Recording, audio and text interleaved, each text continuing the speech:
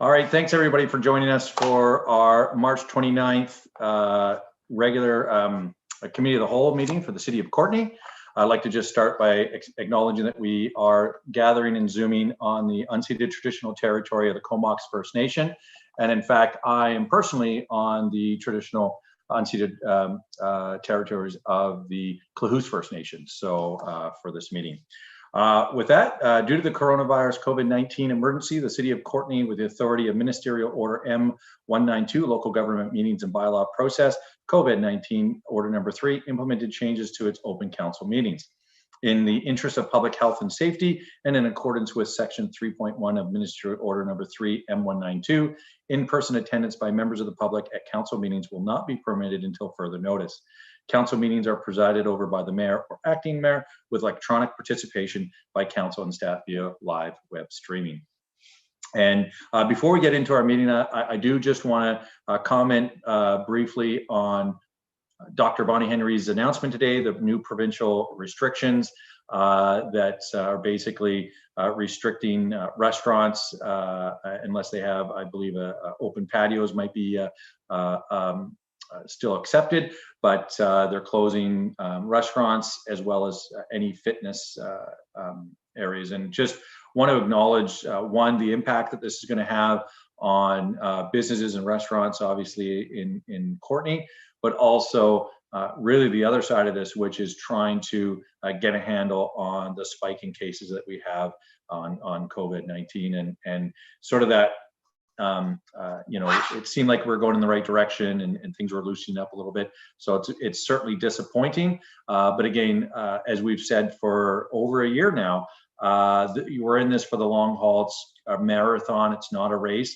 And we really want to make sure we get this done right. And obviously, we're really hopeful with the vaccine rollout that's happening. But for right now, we're just asking everybody to abide by the rules and just really listen to Bonnie Henry, stay calm and stay safe and really stay human. And we want people to really understand that we're doing this for each other and be respectful and professional and reasonable. With that, we'll move on into delegations. And we do have a delegation from Tourism Vancouver Island. It's their guiding principles and services.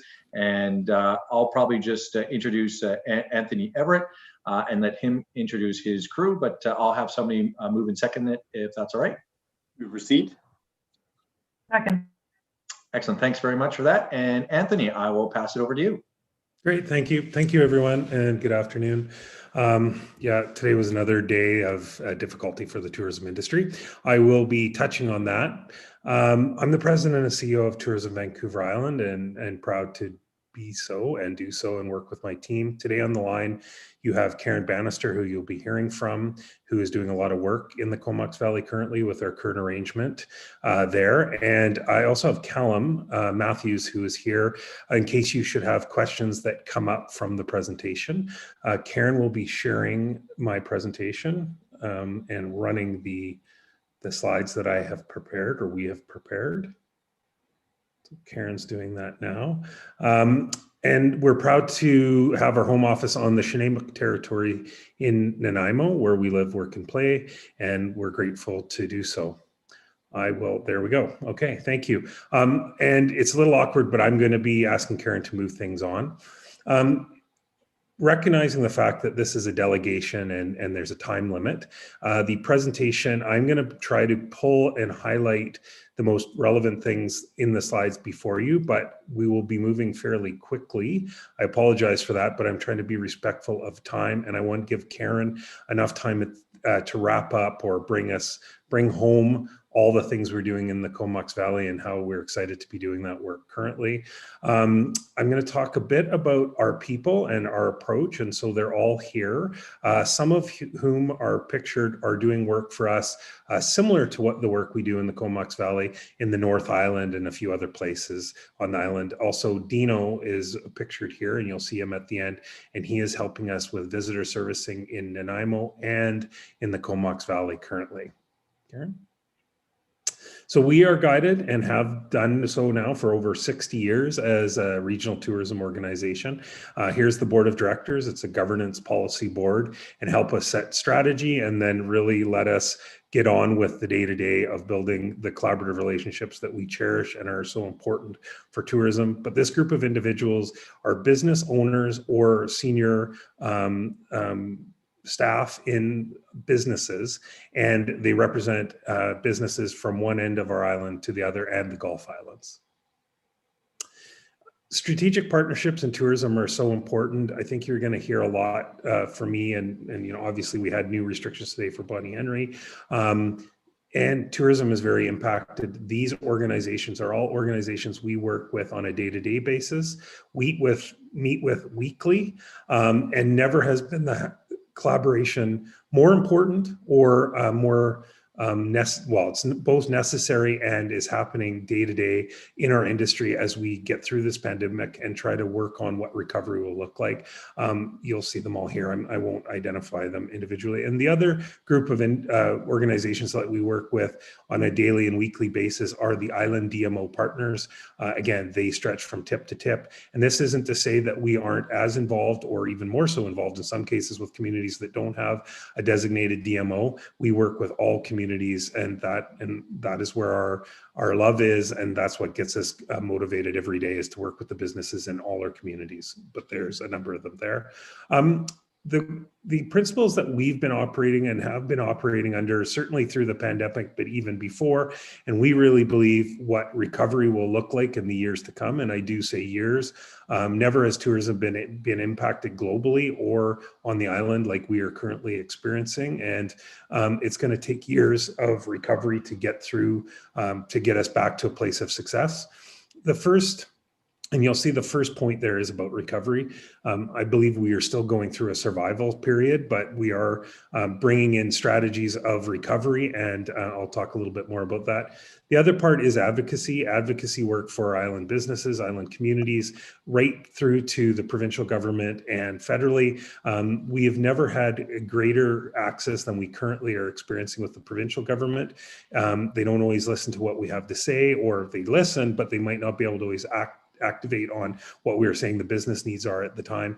But since last March, we have been meeting daily. Now we meet weekly with the Ministry of Tourism, the Jobs Ministry, and many other ministries to help us chart out a course of recovery. We're engaged in industry and destination development, which is one of Callum's expertise area, brand stewardship, which is an area that Karen works for us. We believe in reconciliation as a core pillar with Indigenous tourism. We are trying to measure all that we do against UNDRIP, and that is something that we're actively working on. One of our pillars is around sustainability and making us the most sustainable destination, or representing to our visitors that we believe in sustainability as an island destination. We have a breadth of services that I want to touch on today that you might not know that Tourism Vancouver Island is working in. And of course, we are an imperfect organization. Our goal is to be better every day to meet the service needs of the island.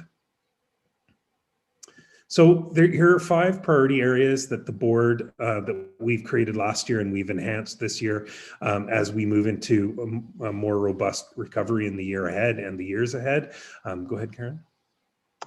So collaborative leadership is really our main guiding principle, and I'll be talking about that a little bit later. Karen will bring it up as well. We've always believed in collaboration between communities with businesses. That is the way forward for us, because visitors expect us to be creating the experiences and telling our stories in a collaborative way. We work with our community DMOs, we work with all the businesses, and this is what has been guiding us in all our work on Vancouver Island, not just now, but in previous years. You might not know that we're heavily involved in emergency management from a tourism perspective. The provincial government funds us to be engaged in the tourism elements of emergency management. And as I said before, we really believe in Indigenous tourism development, Indigenous tourism growth, and we've prioritized reconciliation as a key cornerstone of our strategy. The other one I wanted to point out here is that we currently have, and in the years ahead, we will be working on making our visitors here aware of all the ocean-friendly initiatives and expectations we have as island residents, communities, and businesses to do with the ocean. And it's something that we are using to differentiate our destination. Destination marketing is something that Karen will be talking about towards the end today about the Comox Valley, but there's a number of things that we're engaged in currently, including ethical advertising workshops around representation of wildlife when we're doing our marketing. There's a number of other projects that we got on the go now because of the pandemic and recovery, and one of them that we're very proud of is identifying businesses called our Island Storm Riders, and these are businesses that are adapting and moving their business to meet the needs of the current pandemic, and we're giving them amplification through our social networks and through our website. Finally, on this slide, I just wanted to point out that we have for many years been working in the travel and media with travel, trade, and media to meet the international marketplace. Obviously, that is not happening right now, but we are still keeping our foot in that water because we know that in the years ahead that international visitors will be coming back to the island. Industry and destination development are key cornerstones right now because we are engaged in the recovery and the resiliency of our industry. It is our main program that we're delivering. I'm going to talk a little bit about that, but also the provincial government has given us some desperately needed funds that we are managing right now in the for the next couple of years around destination development. And we have a number of projects that we'll be implementing on behalf of communities and businesses to help the destination develop. There's a few here that you can see we're currently working on.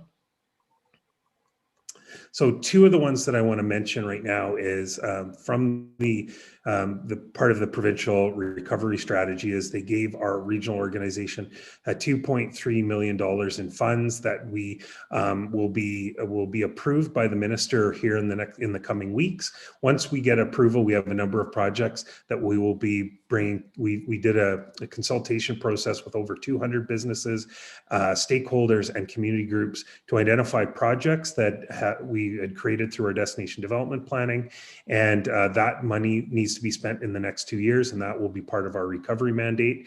And then the other one is in their tourism resiliency program, which I'll talk about in a moment, but it is a critical program. Here are some of the I'll call them buckets that we are working in right now on that $2.3 million in destination development funds.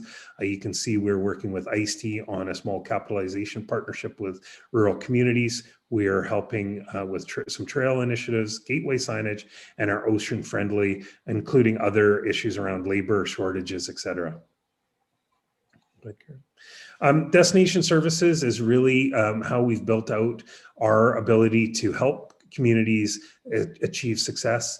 We are doing much like we're doing in the Comox Valley right now. We've been doing for years in the North Island. We're actively involved with many other community projects from Ucluelet through the Tourism Cowichan, Parksville Qualicum, and many others, including the Alberni Valley. And there's just too many to really tell you in detail. But one of the things I wanted you to know about today is that we are doing MRDT renewals in many places on the island currently and have done so in the past couple of years. And it's an area that Callum leads in for us. So Tourism Vancouver Island, of course, as any organization in the not-for-profit world these days, we are working on not only being better, but making sure that we can continue our business to serve island communities and businesses. We are part of a regional secretariat with 4 other regional organizations like ours in the province. We are developing a relationship with our new Minister of Tourism, Minister Melanie Mark, and happy to do that. We work with our island community destination marketing organizations. And of course, we get out of bed in the morning to help serve the businesses that create the experiences for our island destination. And finally, we work very closely with the provincial crown called Destination British Columbia. So the recovery outlook is this. I mean, I think all of you will probably recognize this is the case, but right now in 2021, we are not allowed to, allowed to be marketing currently. That is part of the mandate that comes from the public health officer. We are not marketing actively. As a matter of fact, you'll see that Dr. Henry today reiterated travel should be only for non-essential, or sorry, for essential purposes only. And so that is the mandate that we follow. We believe that as 2021, as we head into the summer season, we will see some domestic travel. It's a little bit different this year than last year, and we still have to follow the guidelines, but 2021, that is our projection. 2022, we're hopeful that we will start to see international visitors arriving again, and we are making plans to meet that need. And of course, we are working to get back to the results that we were seeing in pre-pandemic times, as 2019 is kind of our benchmark. And all of this is to say that that's how we are seeing our future. Our future strategies and mandate is all about recovery, and recovery will take time. Okay.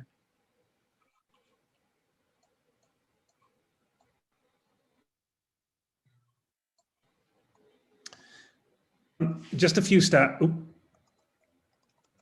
just back one, Karen.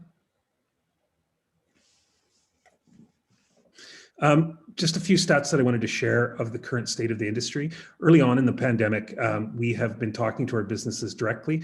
All this information is now not only island information, it's provincial information about the impacts of the pandemic. It started weekly, but now every month we do a report to government around the impacts that we are seeing on the ground.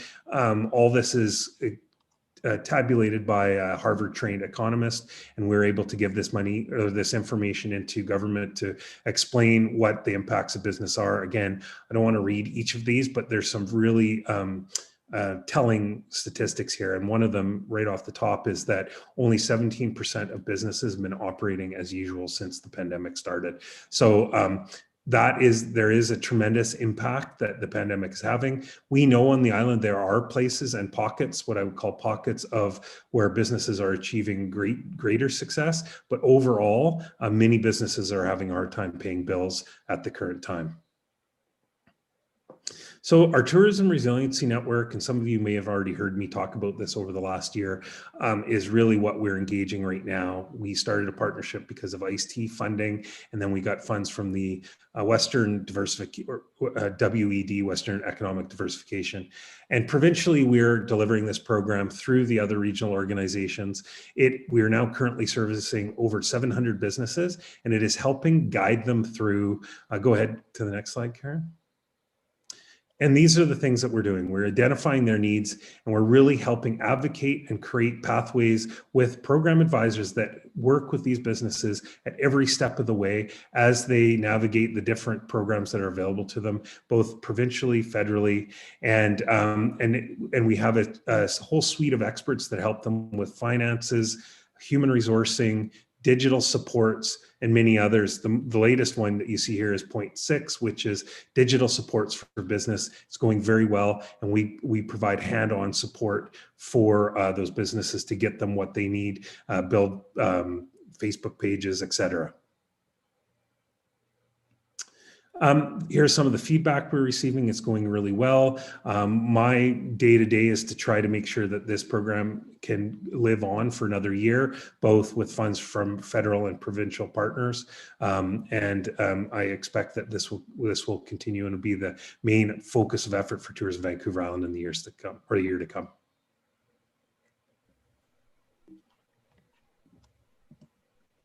And Anthony, I was just going to say you are at the 10-minute mark, but we wanted to give you some latitude.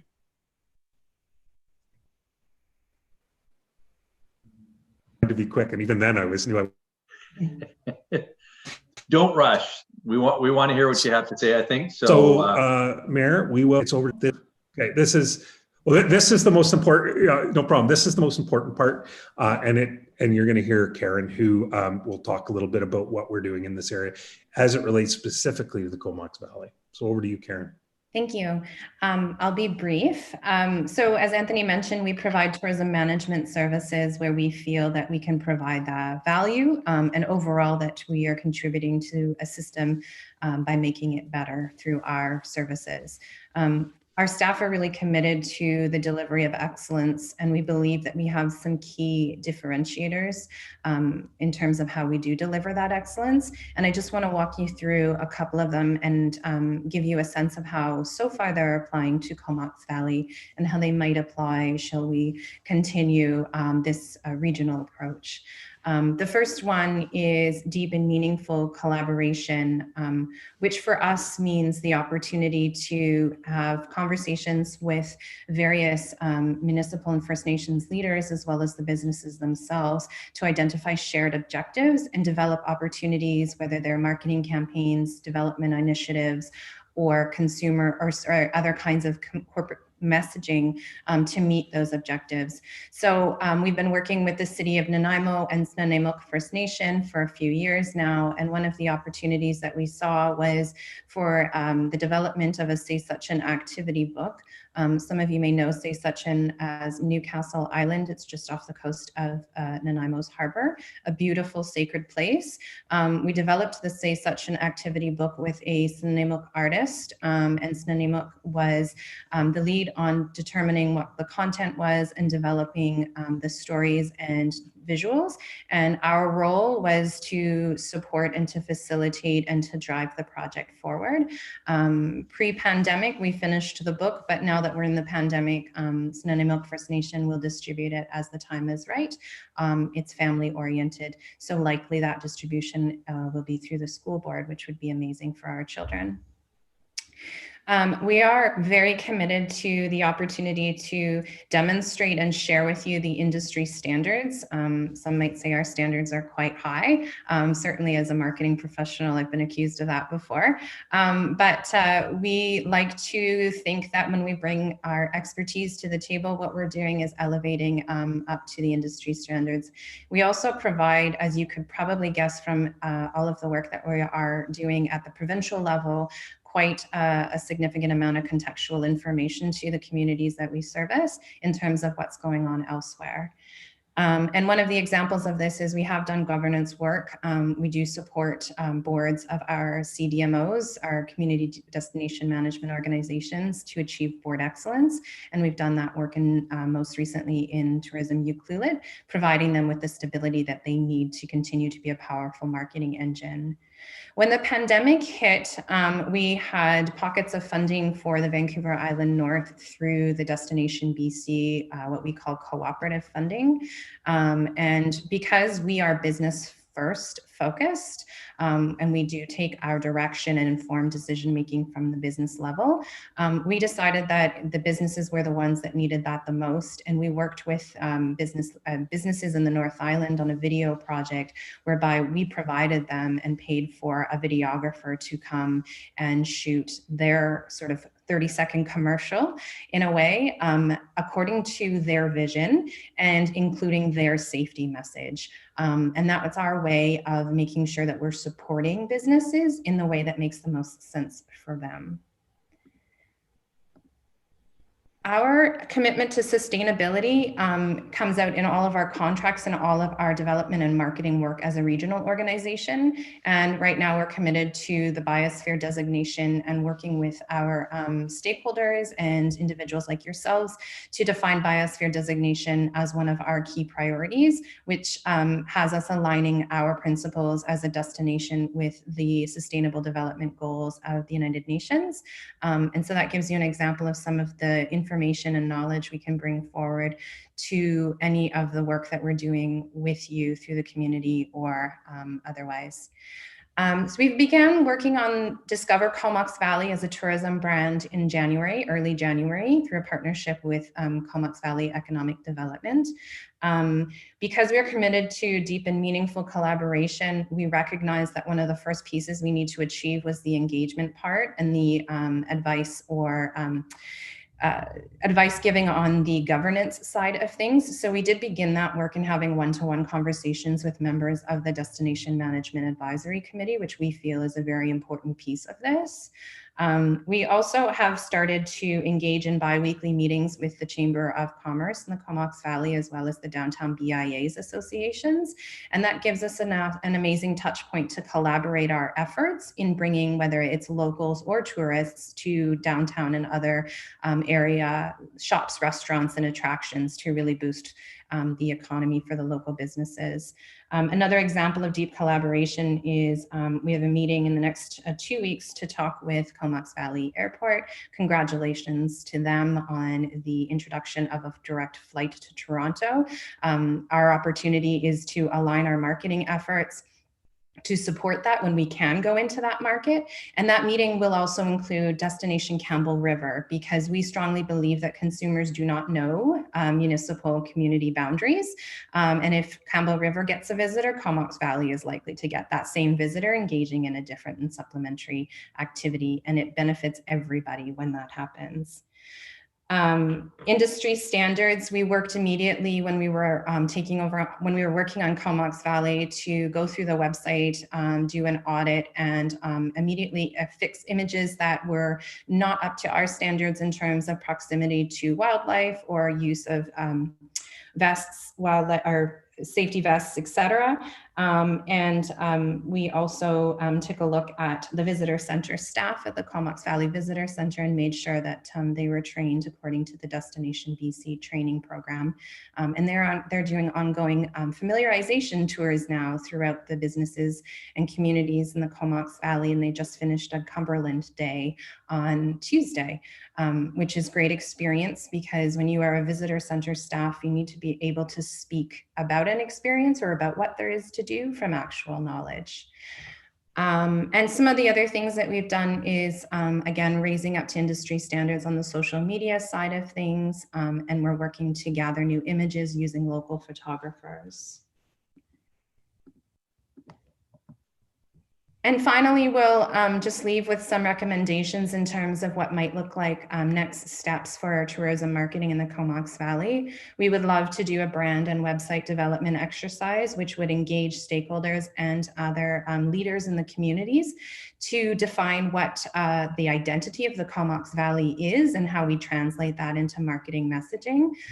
You are in a unique position, actually across the world, in that you can ski and wade into an ocean in the same day. And that is something that should not be underestimated. In fact, we believe it should be put out there and promoted and celebrated.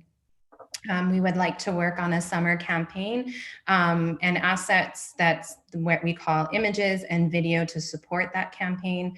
We are hoping for an opportunity to promote to BC residents for this summer to support those businesses that need it, in particular those tour operators. And as I said, we believe in businesses first. So we're looking at doing stakeholder consultation, and we want to continue the governance piece because we believe that the Destination Marketing Advisory Committee is key to this. And finally, I think we will just leave you with a few key points and then say thank you. Yeah, thanks, Karen. We're over time, so I'll just say the three things that I'd like you to remember. We do, if Karen said it, we believe that the Comox Valley is unique in the world, and so we need to be working with that in mind. We believe a regional approach to destination management is what is best for the Comox Valley, and that is kind of the approach that we're taking to all our work. And finally, I think you're getting this now, we believe in deep collaboration, so we hope you'll have us back when we can have a bit more time to get into all kinds of other things that we believe in. And finally, here are the four of us that are currently engaged in the work in the Comox Valley. And obviously there are other experts that we bring in from time to time, but we thank you for this time. Sorry about being a little over. Thank you. Thanks very much for that. And don't worry about being a little bit over time. Like I said, I wanted to give you a little bit of latitude. This is really the confluence of me saying, hey, why don't you come as a delegation to our next meeting, and really just trying to get it done quickly. But I think in the past, what we've done for tourism, we've actually taken it because it is kind of a contracted thing. You're basically through the sausage maker, so to speak, of politics working for us. We sort of delegate that authority to the regional district. But basically you're acting on behalf of Courtney. So you're kind of an employee. So we really appreciate really the positive attitude. And I want to personally say thanks for the several conversations we've had just over the last few weeks. If you would have asked me 3 months ago who TVI was or Tourism Vancouver Island, I would have went, oh, well, it's something else. I didn't think it was something that we had here. And so again, those conversations have really put me in a good spot, I think, in terms of what you're doing. With that, I'm going to pass it along to Councillor McCollum. Thank you, Mayor, and thanks for the excellent presentation. It was really refreshing to hear all the new ideas that are ready to be implemented as we move into a recovery phase after the pandemic. I really appreciated the emphasis on reconciliation and UNDRIP and this overarching theme of collaboration. I think it's the approach to go by, and I'm excited to see the changes that we'll see as a result of this. I had a couple of questions. The first one was that you mentioned employing local photographers for work related to the contract, which I think is wonderful. And a theme that we've had that's come up in the past is this issue of we're spending local government dollars on contracts that are often not awarded locally. And I'm wondering if TVI has any kind of procurement policy around looking at if the services are available locally before going out to further in the field. Well, I'll let Karen talk about I guess I don't know how to answer it totally straight, is that we're not required to have those policies, but that is our policy. Okay. So we don't have to follow the guidelines that local governments do or the provincial government or those kind of things, because we're this not-for-profit, which sometimes is helpful to get things done, frankly, but we don't have a policy other than, I think, anything RFP wise over a certain threshold, the board, we have one, but it's high. So, but we believe in, and Karen can answer why we use locals so much. Mm-hmm. We do try to use locals when we can within the community or on Vancouver Island. Also, it helps in this case with, COVID not having someone travel into the community. Another reason why it was very important for us in this case with the Comox Valley is you have some really talented photographers. In fact, you have some really talented artists and creative people in general. And so most of the writers that we've worked with on the Discover Comox Valley guide, which is a partnership we've been working on with the Black Press, we engaged also from local Comox Valley people. I also didn't mention that we subscribe to the Destination BC or BC brand, which has some pretty specific requirements within it. But the reason that we do is because there's a great amount of brand equity built up in that brand that's been pushed out across the world for several years now. And so we do try to choose photographers who can shoot to that brand. And you have some really big gems in the Comox Valley who do. That's great to hear, and that's exactly what I was hoping you'd have to say. I had one other question that was unrelated to the local procurement piece, just around tourism returning and looking ahead, outwards to travel restrictions lifting and marketing beyond our region and out internationally. And something that was really apparent in the first wave of the pandemic, especially as we were able to open somewhat in the summertime, is just how important regional tourism is. And I'm not sure how involved you guys were in our area at the time, but I believe our hotel bookings were record-breakingly great in July and August, even though people were pretty much restricted to travel in BC. And it really underscored for me that a resilient and sustainable economy here is maybe better served with more emphasis on regional tourism than we've done in the past. Perhaps maybe just looking to Washington State and the rest of BC and Alberta rather than internationally. And I'm wondering if you agree with that, and just on the kind of cost benefit of spending tourism marketing dollars further afield rather than focusing on, say, Lower Mainland travelers or Seattle or whatever.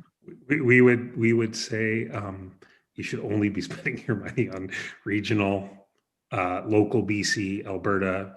We don't even go into Washington State because we have the resources we're talking about. We have, and tourism or the Discover Comox Valley would have, are so small. You have to be very efficient.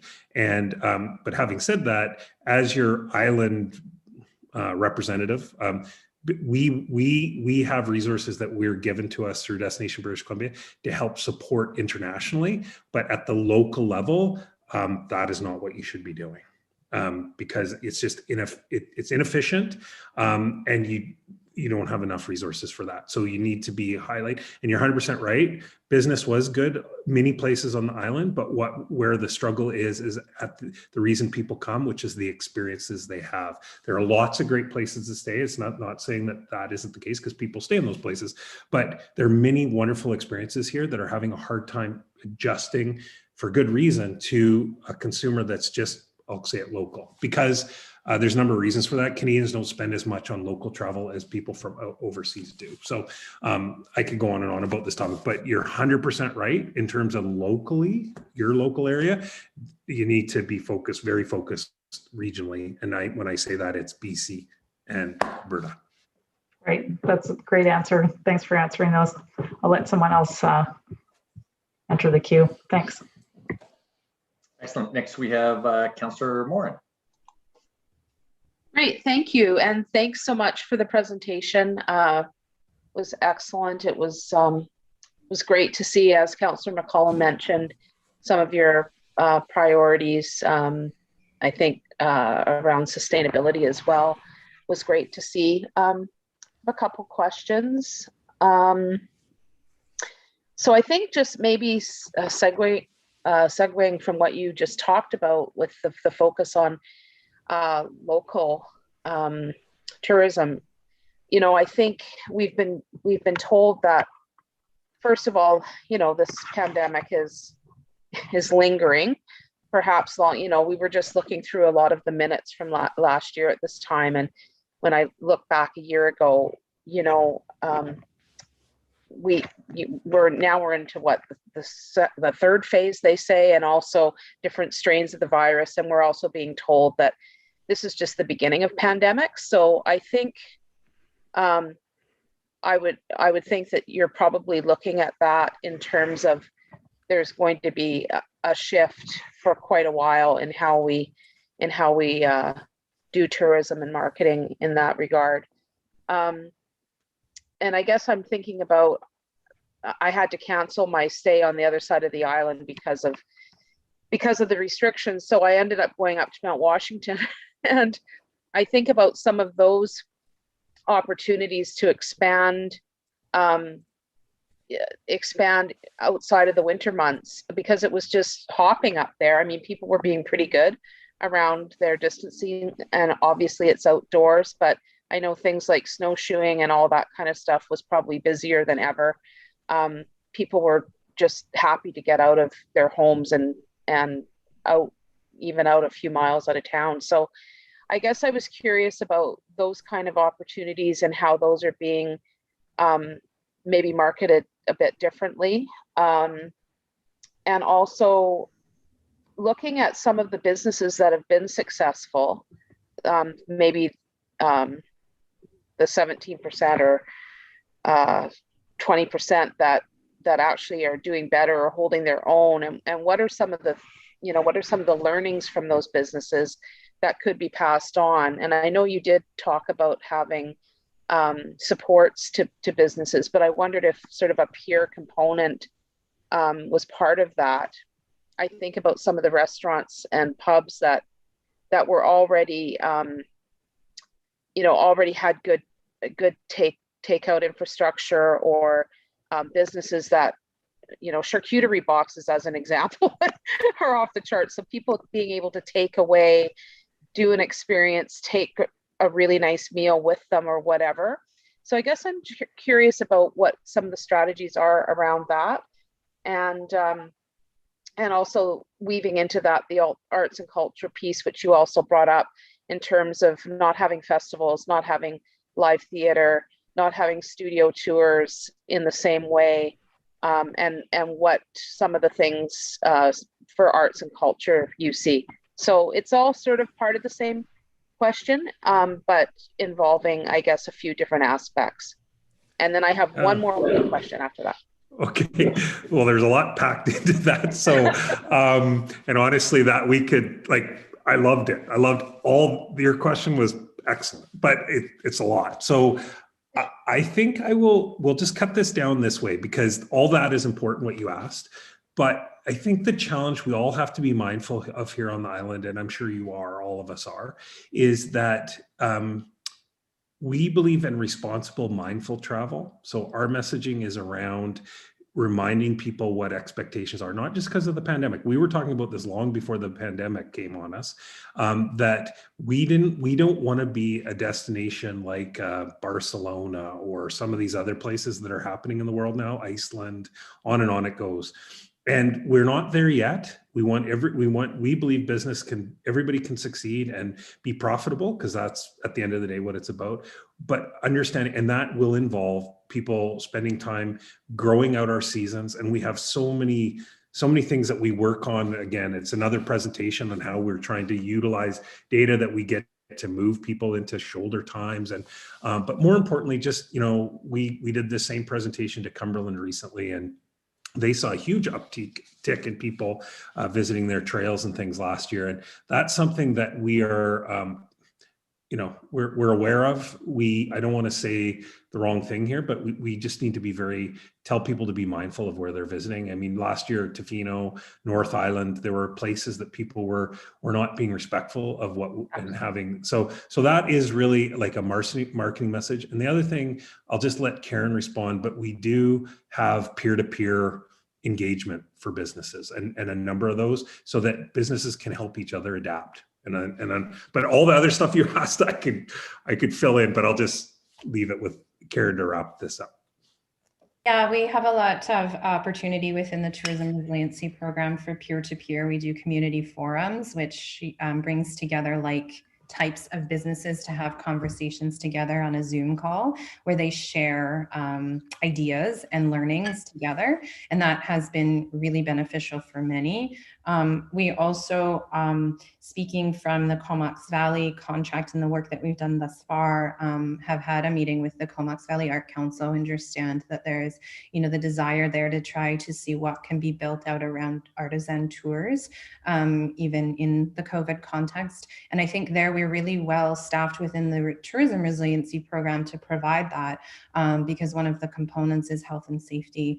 One of the experts is GoToHR, which provides health and safety expert services. And so I've made the offer that any artisans who want to do open studio tours this summer should engage in the Tourism Resiliency Program, so they can meet with GoToHR and develop their health and safety plans, so that people can visit their studio, but just do so safely. And then finally, one part of your question had to do with Mount Washington and supporting Mount Washington in terms of dispersion across different seasons. One of the things that I worked on when I started on the Comox Valley contract was a conversation with the Mount Washington Ski Resort, as well as Kaylin Chambers from Cumberland Economic Development. We were all, Comox Valley and Mount Washington and Cumberland, were putting money into Ride Island, which is a collaborative marketing initiative of Mountain Biking BC. And I suggested that we actually don't duplicate, but work together, because I think that there's opportunity to support Cumberland from a consumer messaging, respectful travel, but also to maybe disperse a bit of the traffic into the Mount Washington trails. And that's where Comox Valley, to talk about a regional approach, that's where everybody wins, because those mountain bikers are staying in the Comox Valley or Courtney, they're staying in a Courtney hotel, but they're traveling both to Mount Washington, to Cumberland, and then of course they're eating out, they're going to, bars, maybe not now, but in the future. So. Great. I'm not going to ask my other question. I think you did an excellent job of answering that. Thanks. Excellent. Thanks, Councillor Morin, for the questions, and Councillor Theos. Thanks, Mayor. And once again, thank you all for the presentation and the in-depth information that you've provided. And the first two councillors asked fairly similar questions to what I was leaning towards, but but I do want to have a little bit more of your feedback in regards to post-pandemic and the fact that there was many obstacles obviously during this time of the pandemic, and obviously moving forward we're still going to see more challenges ahead of us before we start seeing a little bit of a ray of sunshine. But along with these challenges came opportunity, and people did things a little bit differently and are doing things a little bit differently. As in terms of tourism, what are the trends that you're seeing that may be long lasting beyond the pandemic? Maybe an example will be with festivals not happening in a way that we were accustomed to in the past with big, large audiences. This year, they were talking about doing a Zoom festival, and maybe in the future we may still see an element of bigger crowds at festivals in person, but we don't need to get rid of the fact that if this Zoom idea is successful, that maybe that can reach greater audiences throughout the world. And just other ones like that, maybe like, for instance, drive-in theaters making a comeback. So what are the post-pandemic success stories that you see moving forward, and how can Tourism Comox Valley work with these organizations to enhance their businesses and tourism? Sure. Those are good questions. These are all good questions. Wow. You'd think Thank you're you. in a world-class destination there. So again, this is probably another longer presentation, but there's two ways I'd answer, and Karen can also chip in, but I think it's still confusing. It's still confusing for us. There's mass confusion. You're going to hear a lot in the news about this pent-up demand idea.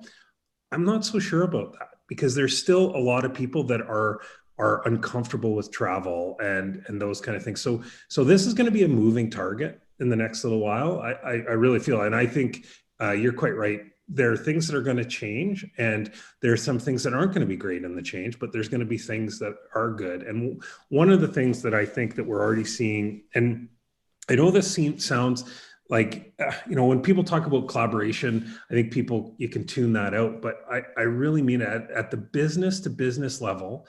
There are collaborations happening on the island and elsewhere that wouldn't have happened, I don't think, without the pandemic. And here's a simple example. It's not a Comox example. I'm sure there's lots in the Comox Valley.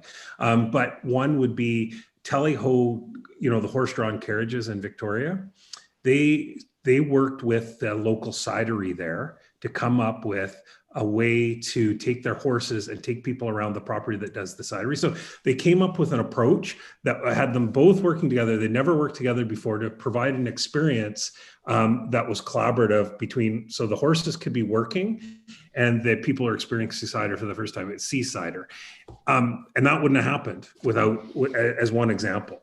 The other one is that I think that businesses that were, 90% of some of the businesses in your area and north of you would have been geared, 90% of their clientele in the peak season would have been international travelers. Most Canadians, most visitors wouldn't know about it.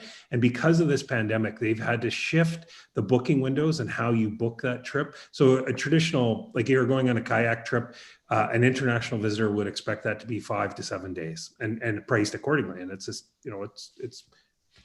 it's priced for an international visitor. Well, now a lot of businesses have come up with shorter booking times. So you can, as a local, regional, could travel you have that experience for 3 days, and it's at a different price point. So there are businesses that are I think that will be a lasting effect. There will be people who will book that they typically wouldn't have. So when you travel, I'm sure like me, I love traveling the island, love traveling in BC, but I also like going to Hawaii every now and then, right? And I'm going to be thinking about that. What I'll be booking there it'll be different. So those are some of the trends. Karen, did you have anyone that I didn't mention there in that answer? Yeah, I'll maybe add a few things to what you have said, that we Sure. have noticed and tracked some of the trends on, we are anticipating people will be relying more on safety information than ever before. That speaks to the consumer confidence. That's why in our resiliency program, we have provided that as a service. I think that digital supports and the ways that digital tools come in to support businesses in making bookings and reducing one-to-one contact. For example, remote hotel check-ins and that kind of thing are starting to happen. And that's, again, became very important for us in the resiliency program to provide digital supports, because some businesses are still a little bit behind, I guess, in terms of, being on social media and being on website and having website bookings. That's our goal, is to get more and more people able to do the conversion to the consumer on their website. And a lot of those pivots that you did see, some of them were most successful because they had an audience on social media. And so anything we can do to support our businesses to grow that, I think will be really important going forward. And just to reiterate, Anthony, I think what I hope is the legacy of all of this is a recognition that working together is better, more successful than seeing this as a competitive game within which you're going to take the other person down in order to be successful. I think those answers are just fantastic. On your last answer, that actually gave me a bit of shivers, because working together, instead of taking the other person down, I think that's what it's all about. And whether, my fiance is a musician, and she's been saying the same thing. She's been saying, we need to band together and work together instead of trying to divide each other in the music industry, and that's exactly how it seemed that your answers were. But both of you just gave brilliant answers, so I can't thank you enough. We're in good hands with you. Thank you. Excellent. Thanks, Councillor Theos, for the questions. I don't see any further hands going up. And I've had many conversations, and I think this is really just the first conversation with our council as a whole that will probably have some follow-up. Obviously, there's going to be discussions at CBRD and other places as well. But my goal here was really just to give a measure of comfort. I did kind of think it would go over a half an hour. Here we are at an hour. So hopefully you guys are prepared for CBRD tomorrow. I think we got a really good idea of who TBI is. And again, it's hard to do that in 10 minutes. And I knew that. So really appreciate you guys doing the best you could. And to council for asking some really good questions. So to make sure that we get a better idea of what's happening. And like I said, this is just the first of many conversations. Our pleasure. Thanks for having us. All right. Thanks very much. Thank you. And Thank you. with that, I'll let you guys go. You can hang out if you want, but feel free. Thank you. Enjoy your evening. Thanks, everyone. I know we had a potential motion to vary, but I think at this point we'll maybe stand by until Inspector Kerbers is on. I don't see him yet, but I'm sure he'll be arriving shortly. With that, we can move on to the BC Association of Farmers. Oh, actually, I'm going to assume that was unanimously received by council. It's just a delegation. And moving on to the BC Association of Farmers Markets, the results of the 2020 nutrition coupon program. So I'd like to move that. Move receipt. Second. Excellent. Thanks for that. And I'm not sure if anybody wants to speak to that. If staff wanted to speak to it, again, it's correspondence. Councillor McCollum. Yeah, thanks, Mayor. There is a request in the letter asking if council is supportive of sending a thank you letter to the Minister of Health for the program, and I would certainly be supportive of making that motion if you're agreeable. I'll move that council writes a letter of thank you to the Honorable Adrian Dix, Minister of Health, for their contribution to the Comox Valley Family Services Association Healthy Families Program. Second. Excellent. Thanks very much, Councillor McCollum. And we'll dispense of the earlier receipts. And again, I'll assume that's unanimous regardless. And it may be worthwhile maybe just to CC the BC farmers markets as well, just so that they know that we have taken action on this. That'd be my little bit of things to add to it. But yeah, I think it's really great to see how the farmers market, at least the Comox Valley farmers market, any of the days that I went there was not necessarily packed, but people were selling out. And so I think that's really a great indicator that they were really being, I guess for lack, I mean, just doing what they do so well and being appreciated. So thanks for that. And it is a pretty basic motion. Everybody okay if I just, again, make that a unanimous motion for the letter? I don't see anybody saying no, so we'll make that unanimous. And thanks very much again, Councillor McCollum, for that. And I'll lower your hand there. And next on the agenda is the Comox Valley Coalition to End Homelessness. They've got a few requests. If somebody would like to move that. Mr. Mayor, I'd like to move that Council authorize staff to work with external legal counsel to amend the current license to occupy agreement between the Comox Valley Transition Society and the city for the property having a legal description of PID 006-102-930, Lot 3, Section 61, Comox District Plan VIP 3817, to temporarily permit the operation of an emergency shelter at 685 Cliff Avenue with the following conditions. A, permit the operation of an emergency overnight shelter during which time a provincial state of emergency has been declared due to the COVID-19 pandemic from April 1st to April 30th, 2021. And B, include all applicable shelter operation team terms and conditions originally contained within the February 22nd, 2021 License of Occupation Amendment number 3 and other amendments deemed necessary by staff or under the advice of legal counsel to facilitate the temporary operation of an emergency shelter, and that the mayor and corporate officer be authorized to execute all documentation relating to the amended terms of the license to occupy agreement. I'll second it.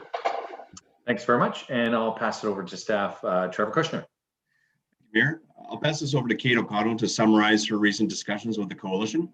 Kate? Thank you, Your Worship. So the discussions with the coalition have been just about an acknowledgement of the extreme demand for the use of the overnight shelter. The coalition, in contribution with the Transition Society, have been in discussions with BC Housing regarding what happens upon the termination of the extreme weather shelter timeline, which expires on March 31st. My understanding from the coalition is that BC Housing is looking to provide overnight shelters for the emergency situation due to the pandemic, and they have achieved funding for the month of April. The reason why we're only asking for April, as you note in the correspondence they provided, they've identified a potential new location on Puntledge Road, and will be looking to move to that location should everything align as of May 1st. So the conditions that were contained in Amendment 3 that are referenced in the resolution are those to do with staffing of a dedicated fire warden to monitor the building for fire, as well as other terms and conditions just for the general operation. Yeah, and then basically as we move forward through April, the next step will be to deal with the request for Council's consideration of the shelter at the new Puntledge location, should that be where they are looking to move permanently.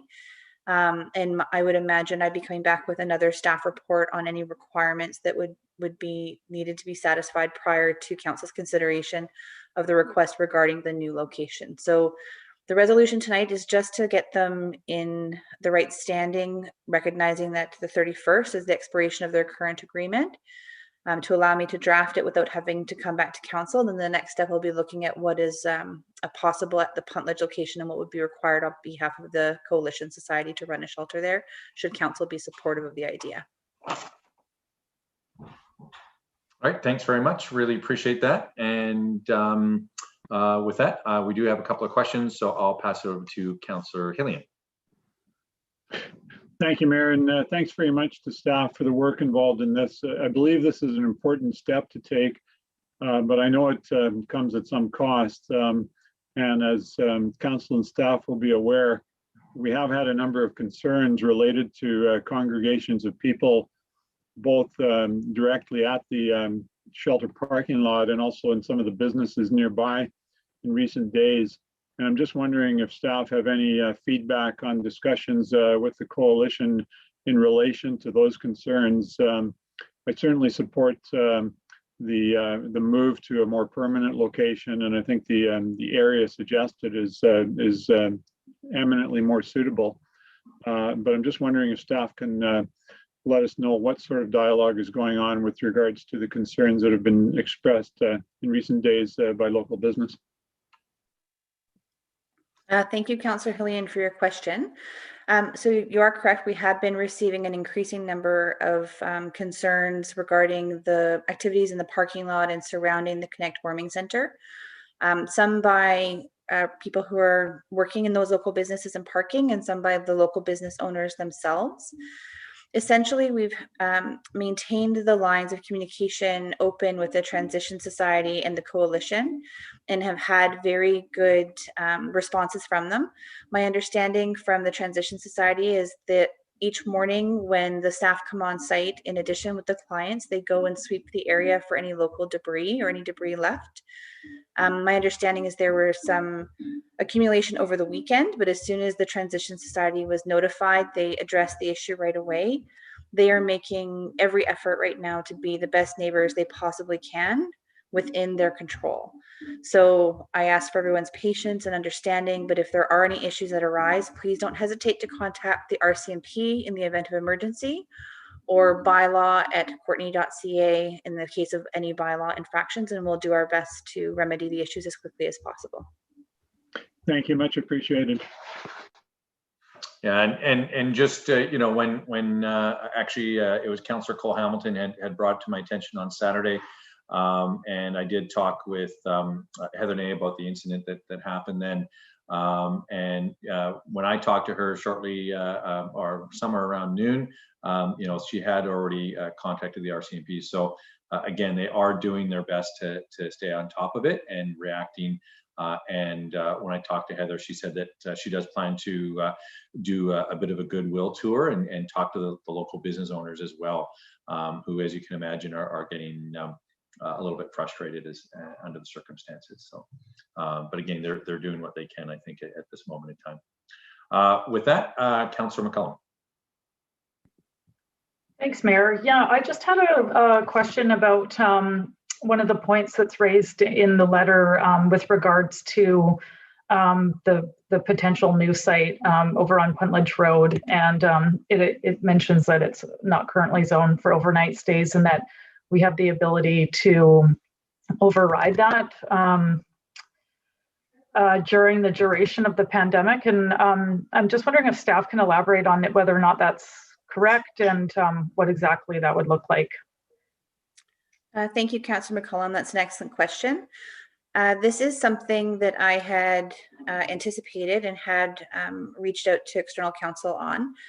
Essentially, if council does want to consider approving the Puntledge location for an overnight shelter, you could pass a resolution directing staff to not enforce the zoning bylaw on that site during the duration of the pandemic specifically. So this isn't an authority you would have outside of a pandemic, but in consideration of the need and the unique need at this time, we do have an opinion saying that it would be something within your jurisdiction to approve. That said, there are always some complications, so I hope that you can bear with me while I draft up the report with more details coming mid-April. That sounds wonderful. Thank you. Thanks very much, Councillor McCollum, for the questions. And next we have Councillor Theos. Thank you for the opportunity. You know, there's a fine line between the compassion and people living in fear, and I would have to say there's people that are in that area that are working, that are consuming, that are doing nothing wrong except being good citizens of our community. And they have told us more than one, and if others are speaking on behalf of many, that there is a good contingent of people that are living in fear as a result of decisions that we're making. And that's my view of it, is that we're putting people that are just trying to live their ordinary lives and not causing any trouble at all in a position where they're frightened to go to work, they're frightened to consume. This has been in many ways a bit of a disaster.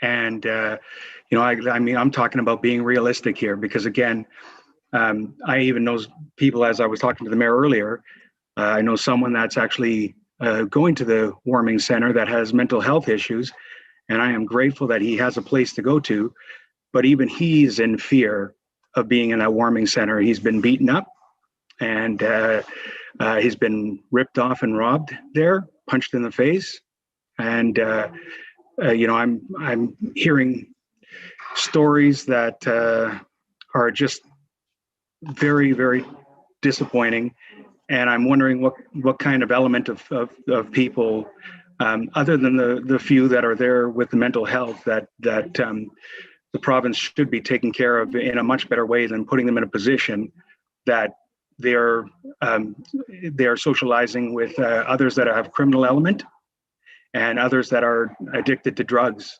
And I think this is just not a positive situation. And I can't see moving to another location, if it continues in this direction, to be something positive at all. So things need to change.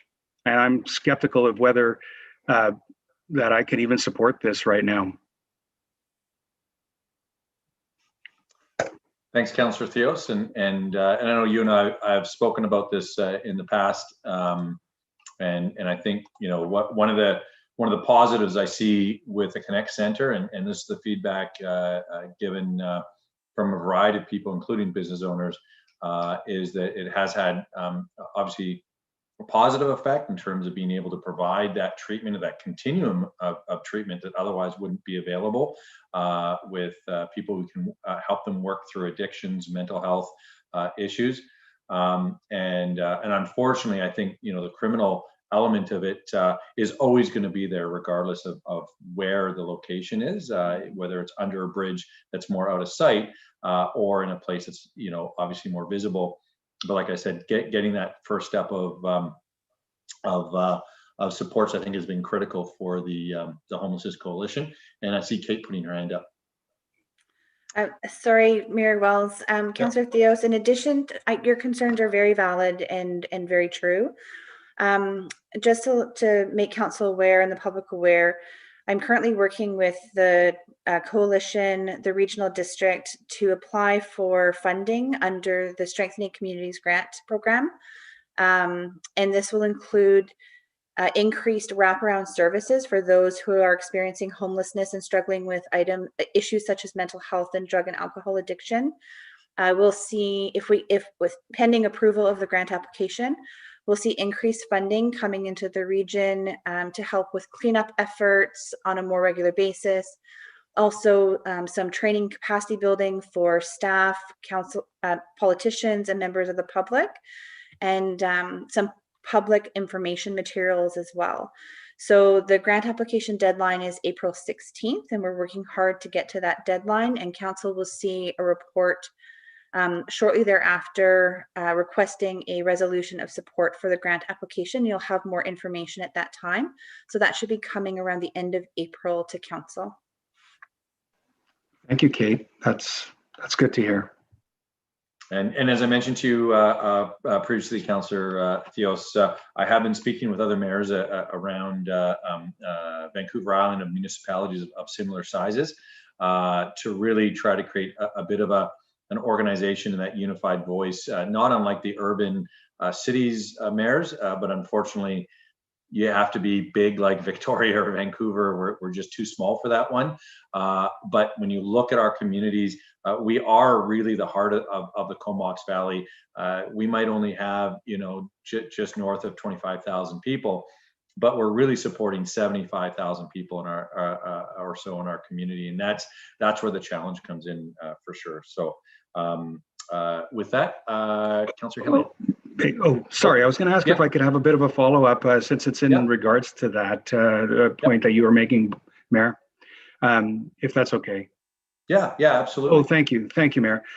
What I would like to ask is there any possibility, having heard some of these comments, is there any possibility that we could actually say that we can extend the time period for the month, and then have it under a condition that that there are some changes that happen there, that not just we talk about changes and changes don't occur, but that we actually see changes, and if their changes don't come, that we are not committed to continuing this relationship until those changes have occurred.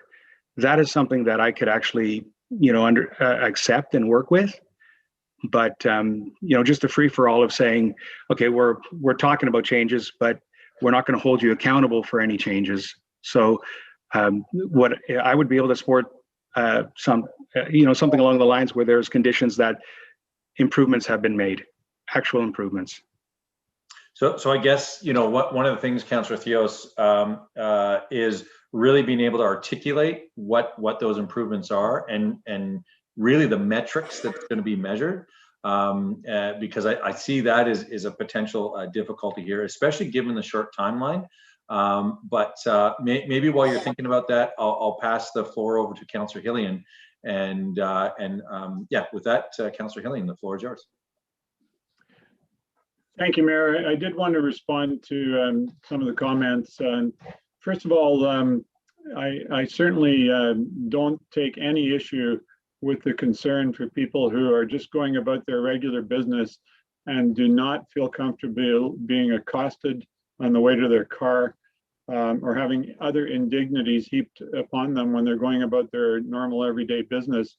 We want our downtown area to be safe for everyone.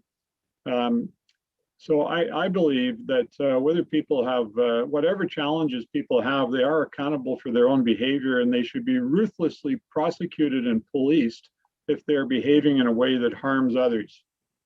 And I don't believe in making any exceptions for that.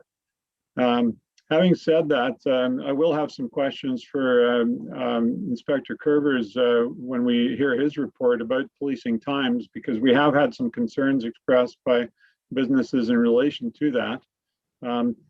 But I want to point out that this facility has been operating for several months. We've had some challenges in the last couple of weeks.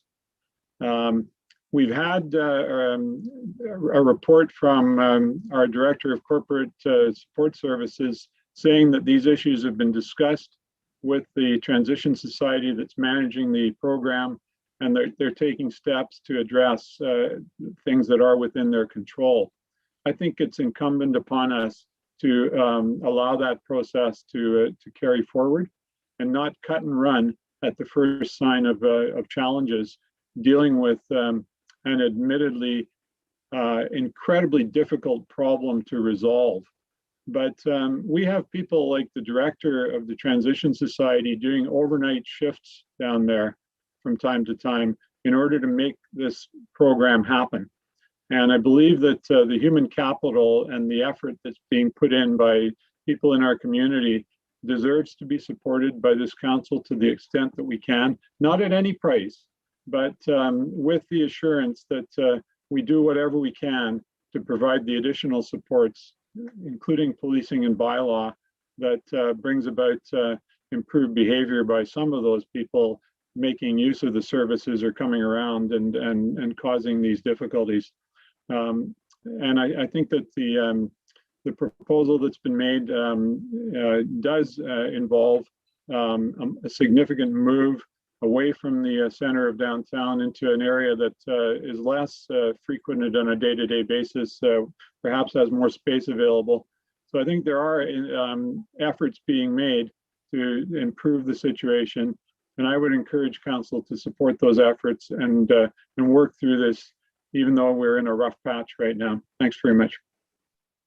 Thanks, Councillor Hillian. I appreciate your comments. And when I spoke with the director of the Transition Society on Saturday, one of the things that we discussed is actually, again, a goodwill tour to go around and speak to the businesses in the Puntledge area, the neighbors ahead of time, just to build that trust, build that communication pathway, so that if issues do arise, people understand what is the protocol, what are the steps to take, who to phone, and who where the buck stops, so to speak. So and Heather understands, I believe, really how important that is, and has assured me that she's going to be putting the time in to do that.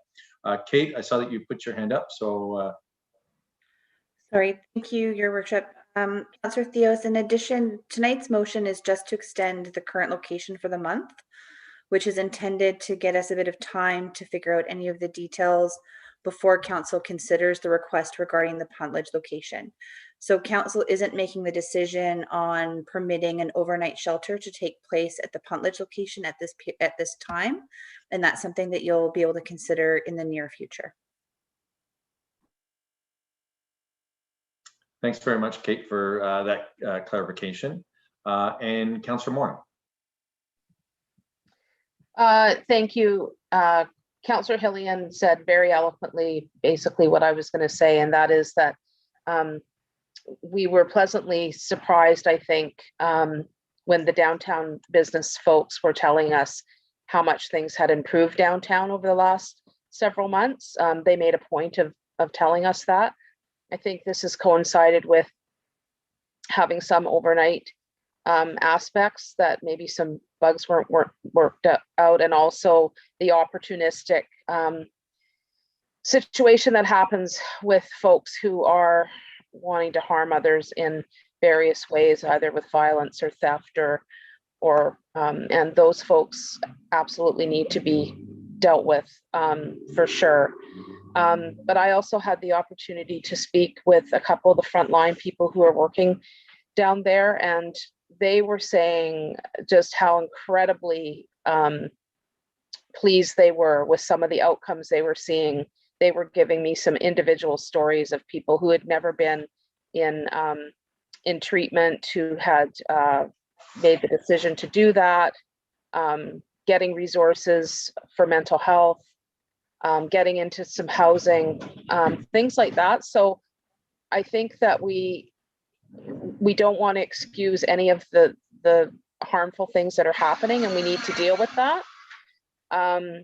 But at the same time, we need to celebrate the successes.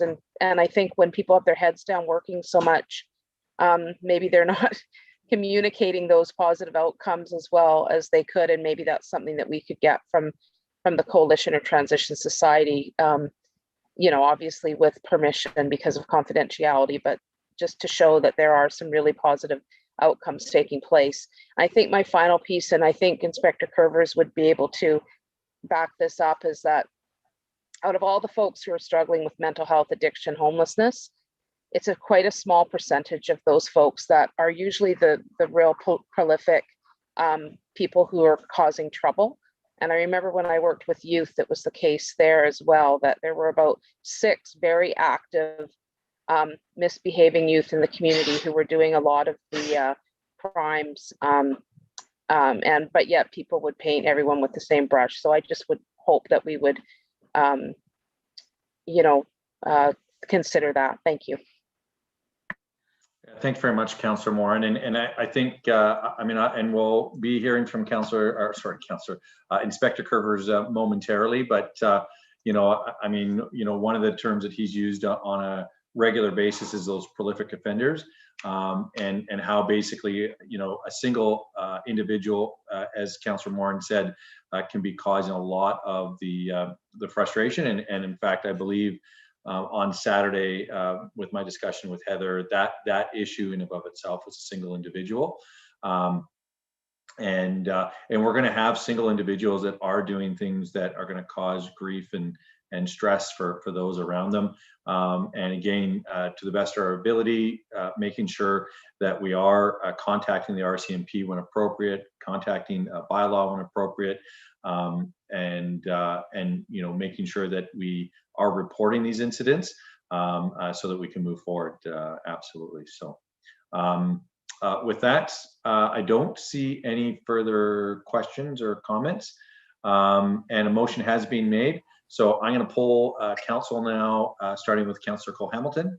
Oh, sorry, Councillor Theos, I saw your hand zip up at the very last second. Well, it was raised, so I was raising it again because I don't think you saw it. It said raised, so I unraised it and raised it again. Thanks, Mayor. The reality of people that are feeling fear is not for me to judge why they feel fear. And there's people young and old that are saying that they're being scarred because of incidents that are happening as a result of these decisions that we made. These decisions have scarred them possibly for life.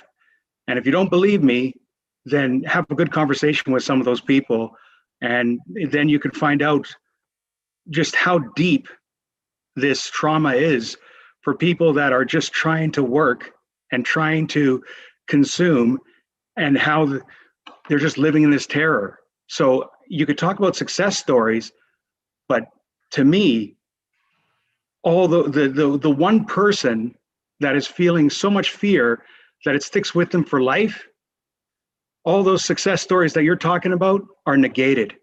And unless we can be in a position, which I'm asking about right now, where we don't give unmitigated free for all and say, yes, you can have another month without any restrictions, I'm saying that we need to say, if we give you another month before possibly a move, to do the good work that some of the clients there are really benefiting from, others are taking advantage of, there's no doubt, then we need to see that you're on a path to actually remediate some of these concerns that are affecting quite a few people, actually, not just a few, quite a few. And that there's solid an action plan in place, not just talk. If we're not prepared to do that, then I'm not prepared to support this. And Councillor Theos, I'll go back to, that articulation of what that is, like what those steps are and what the metrics are. Because I have heard you say a couple times tonight that they need to do something, but I haven't, I don't understand what they're able to do. But if you're able to put that into a motion, then we can discuss that. But at this point, we do have a motion on the floor. And so if I don't have an amendment to that or something, it does make it difficult to even try to move it forward. And with that, I will go back. Oh, I see you muting and unmuting yourself, Councillor Theos. I don't see your hand going up. Mr. Mayor, with respect, I believe we have a contract here that's going to be amended. Yeah. And I don't know the details of every clause in the contract, but generally there are ways to address situations that come about that may speak to what Councillor Theos is concerned about. But regardless of that, our Director of Corporate Support Services has assured us of conversations that she has been having with the contractor that will continue to occur. And certainly they will be aware of the concerns that Council has raised. We've seen written correspondence from the individuals involved indicating their concern. You've indicated that the director is going to go around and speak to the businesses in the area. So I think that the assurance that Councillor Theos is seeking is being delivered. But regardless of that, I think we should vote on the motion. Thank you, Councillor Hillian. I agree. I believe it is baked into the whole process. So thanks for that. Starting with Councillor Cole-Hamilton. I'm in favor, Mayor. Councillor Frisch. I'm in favor. Councillor Hillian. In favor. Councillor McCollum. In favor. Councillor Morin. In favor. Councillor Theos. I'm opposed. And I'm in favor. All right. Thanks for that. And I believe that was just one motion that kind of encapsulated all of it, and it's going to come back to us regarding punters. Is that correct? Or do we have two more motions? Your worship, I just need a motion to refer the puntlage request to me for a report. Okay. So Councillor moved. Hillian? So moved. Second. All right. And starting with Councillor Cole Hamilton. In favor. Councillor Frisch. In favor. Councillor Hillian. In favor. Councillor McCollum. In favor. Councillor Morin. In favor. Councillor Theos. Opposed? And I am in favor. All right. So Kate, that item is good to go for right now. Thanks so much for all your work on this file. And I do want to commend staff. Just so council knows, we did have sort of an emergency meeting around this last week just to make sure we're all on the same page. And I really want to thank staff for taking the time to make sure that we're as prepared as possible for this. So with that, we'll move on to correspondence. We do have two correspondences, one from the city of, or they're both from the city of Prince George, I guess. One is— Mr. Mayor, I wonder if I might move to amend the agenda to now deal with item 3 to bring Inspector Curvers to the floor. Absolutely. If somebody could second that. Second. Excellent. That's been seconded. All those in favor? I see everybody smiling and waving. Nobody's opposed. Fantastic. Councillor Theos is blacked out, but I would assume he will say no if he was against. And with that, Inspector Curvers, will let you take the floor. Okay, it's going to be tough to follow that discussion. Good timing, right? Yeah, so I sent over the priorities. I don't know if you have copies of that. Does everybody have a copy? Yep. Okay, I'm just going to go through it. And first and utmost, I want to say that the BCRCMP, our responsibility is public safety and the protection of all British Columbians. And here at Comox Valley, we take that seriously. So I'm going to go through the priorities. I'll go from 1 to 6. I narrowed it down to 6 because that is easier to manage than the other ones that were presented to me. So traffic is the first one. Road safety is a national and divisional and district priority. That's always going to be there. Enhancing road safety, trying to stop the fatalities, impaired driving investigations, all those factors that we want to keep people safe when they're going to about their business driving around. So that's number one. That's always, every community I've been in has always put that as one of their priorities because it's quite important to the communities. And number 2, crime reduction. So bear with me because I have to look away here to kind of read some stuff. So crime reduction is one of the RCMP service delivery models. We take that serious as well. One of the principles is to drive down the crime rate and then increase public confidence in the criminal justice system. With today's state of affairs with COVID-19, that's a little bit more challenging and a little bit more difficult for police overall because we're finding people are released more readily than actually staying in the remand centers. So part of that is the prolific offender and strategies, and that's something you brought to the table, and we can definitely work with that. Prolific offenders, if you didn't know, is those individuals currently criminally active in a detachment area with a high number of negative contacts. So for example, for 1655 20th Street, there was 19 individuals we arrested out of there. And that was in the news media. We knew every one of those people. So that's the core group of people we deal with on a daily basis. That we're dealing with the thefts, the thefts from motor vehicles, the assaults, different things that happen in the warming center. You're correct. We have a saying, 90% of the crime is committed by 10% of the people. And that's true. The people that are going to the warming centers, there is a large group that want to be there. They're homeless. We're trying to get them services. We're trying to help them. But that 10% are targeting those people because they're marginalized and they don't report things to the police. So that's one of our challenges. So we have to kind of coax people to come and talk to us and try and figure out what's going to happen. Part of that processes evidence and getting people into court and taking statements, and they're just reluctant to talk to the police because of their circumstance in life right now. So that's difficult for us to kind of manage. So I go on to organized crime. We have in our division CFSEU, which is our combined Forces Special Enforcement Unit, and they strictly deal with the gangs and the organized crime. These are units that are staffed by every police force in the province. So you'll have a team in Victoria that's got Saanich and Vic City and some of the bigger police departments in there dealing with the organized crime, targeting individuals that are involved with that kind of activity. So we do have a robust team for that, and they kind of deal that the best we can. We do identify high-level individuals who are involved with criminal activity. We become involved when it's a local individual or a local twist to it, where it comes through our community. We get involved at a local level and help out those units to identify and work with trying to get criminal charges forwarded. Domestic violence is something you brought forward. That's a good one. We do have a member who is full-time in the domestic violence unit. She's very good at what she does. We take that very seriously. We're one of the few detachments that have a full-time member doing that. And she monitors all files, sexual assaults, domestic violence, and reviews them, provides guidance to the other members, and we follow through with that. So I haven't got my report finished. I got some preliminary stats to kind of speak to.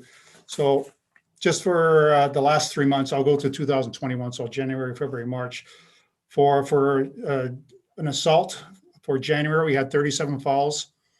In February, we had 38 files. And then in March, 27 files of reported assaults.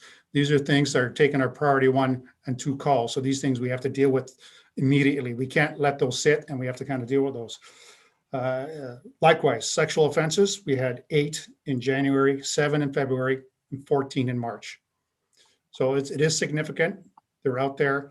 These are things that we have to send resources to and investigate. So it takes time. So it takes away from some of the other things we have to do. And that's unfortunate. The last one is bylaw, the homeless encampments. I know I just heard quite a robust discussion on that. We really work hard with the community and with Kate and with the bylaw and the business community to try and work with this, with the homeless camps, with the homeless individuals, try to get them services, try and help them out. I know there's been some negative comments by business owners. We get it. We really work hard to try and get to those type of calls. Unfortunately, sometimes when the priority 1s and 2s come in, we can't be there in 5 minutes or 1 minute or 2 minutes.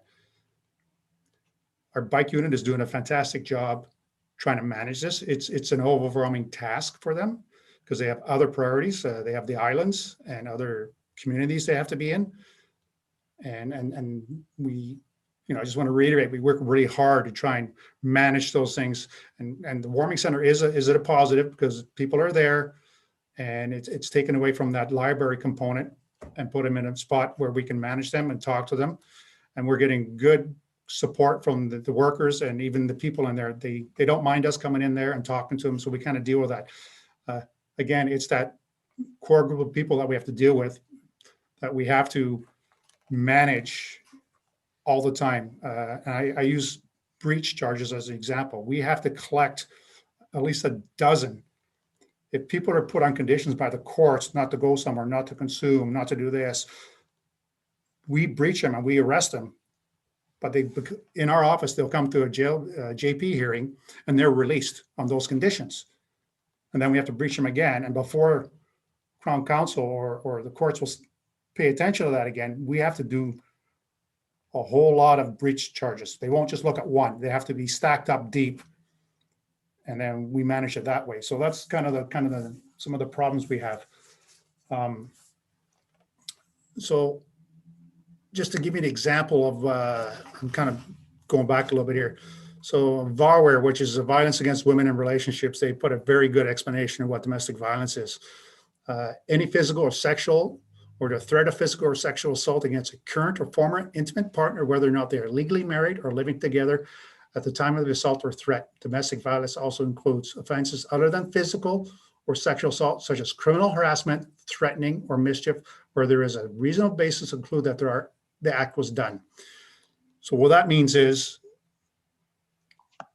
we have assaults, we have domestic violence, we have sexual assaults. We also get our fair share of harassing complaints. Social media is big time. Criminal activity, threatening, mischief, the property, all these things are combined. So we have to learn to prioritize these calls so we can give them the appropriate attention. We try and get to them.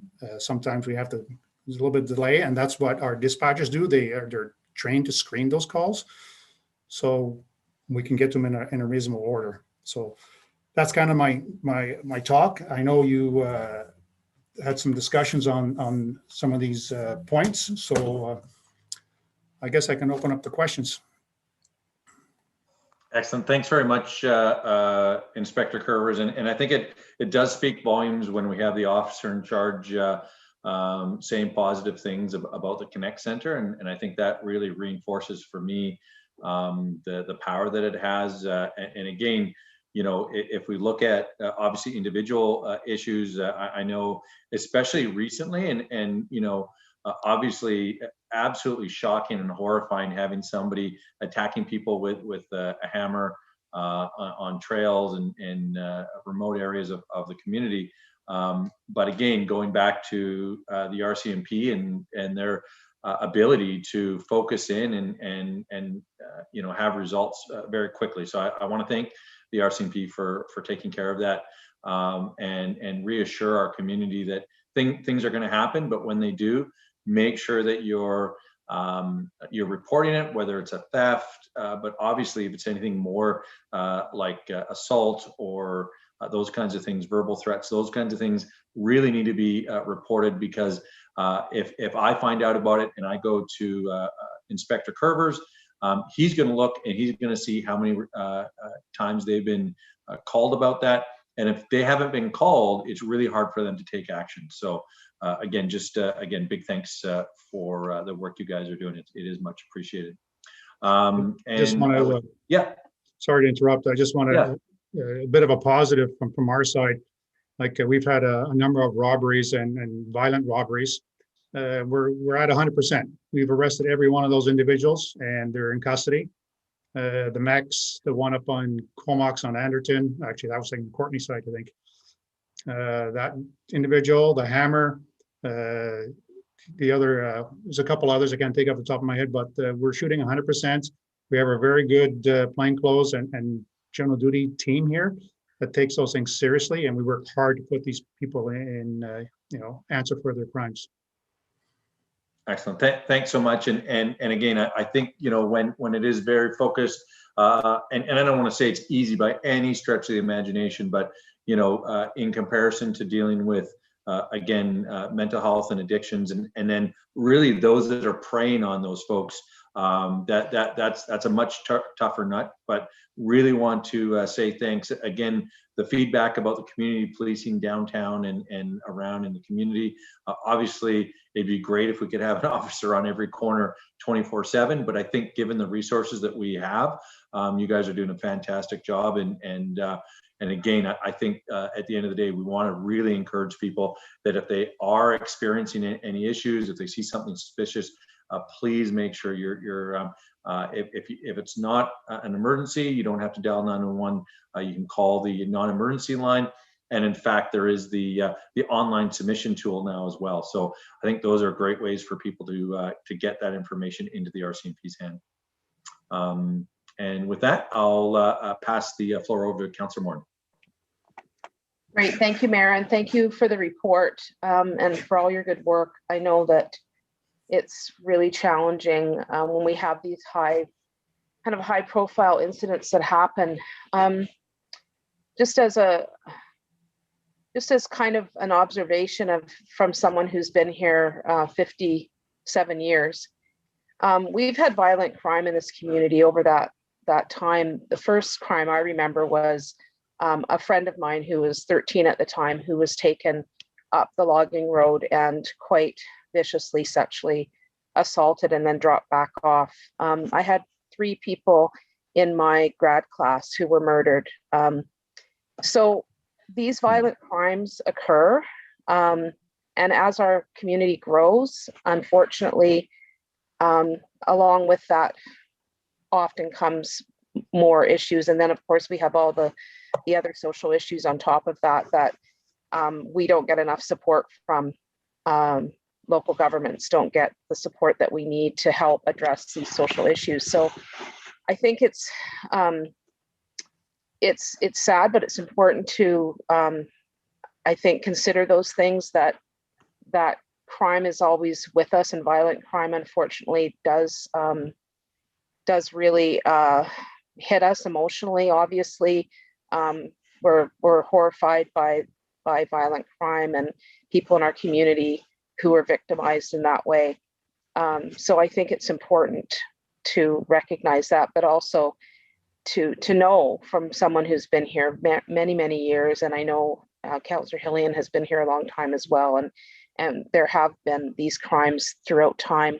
We had one of the most notorious murder, a couple really high profile incidents that made international news. So not to laugh about that, but our innocence is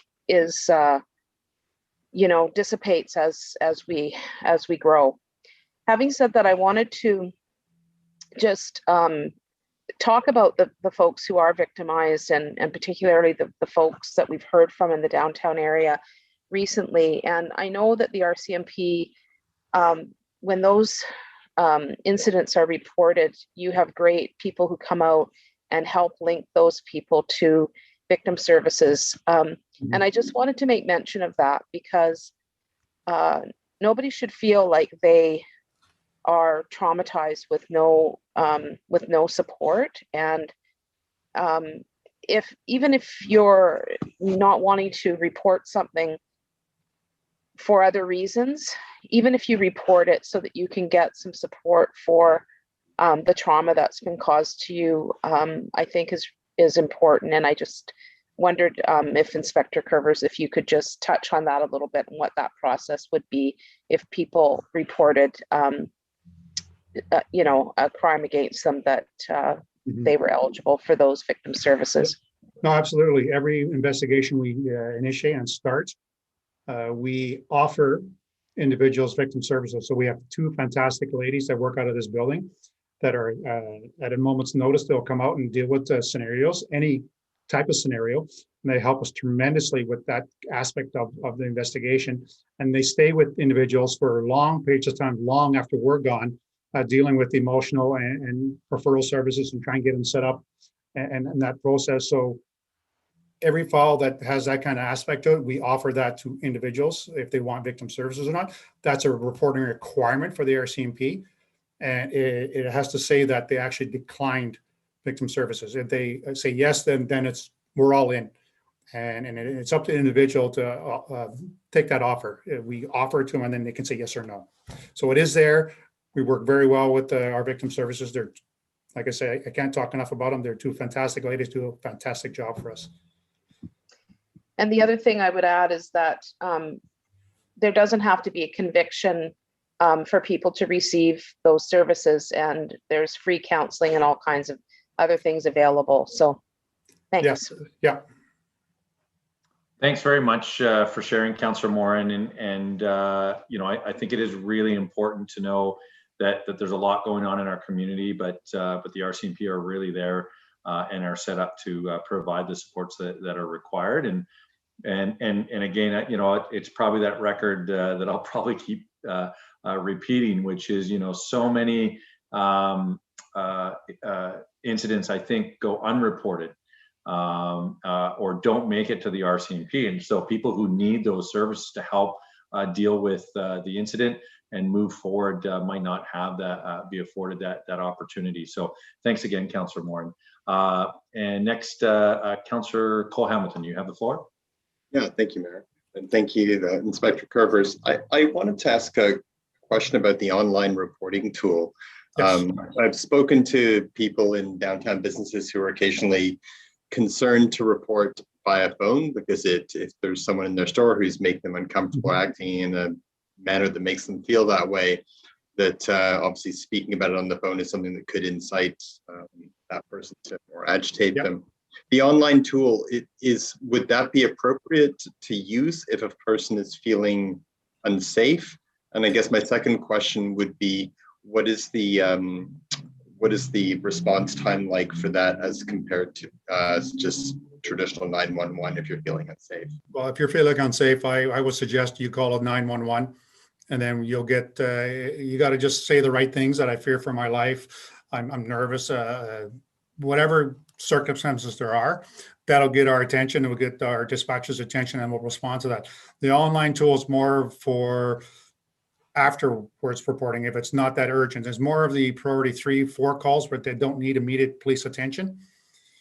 That's what that tool's for. So talking over the phone, probably not a good idea if the individual's still in the building.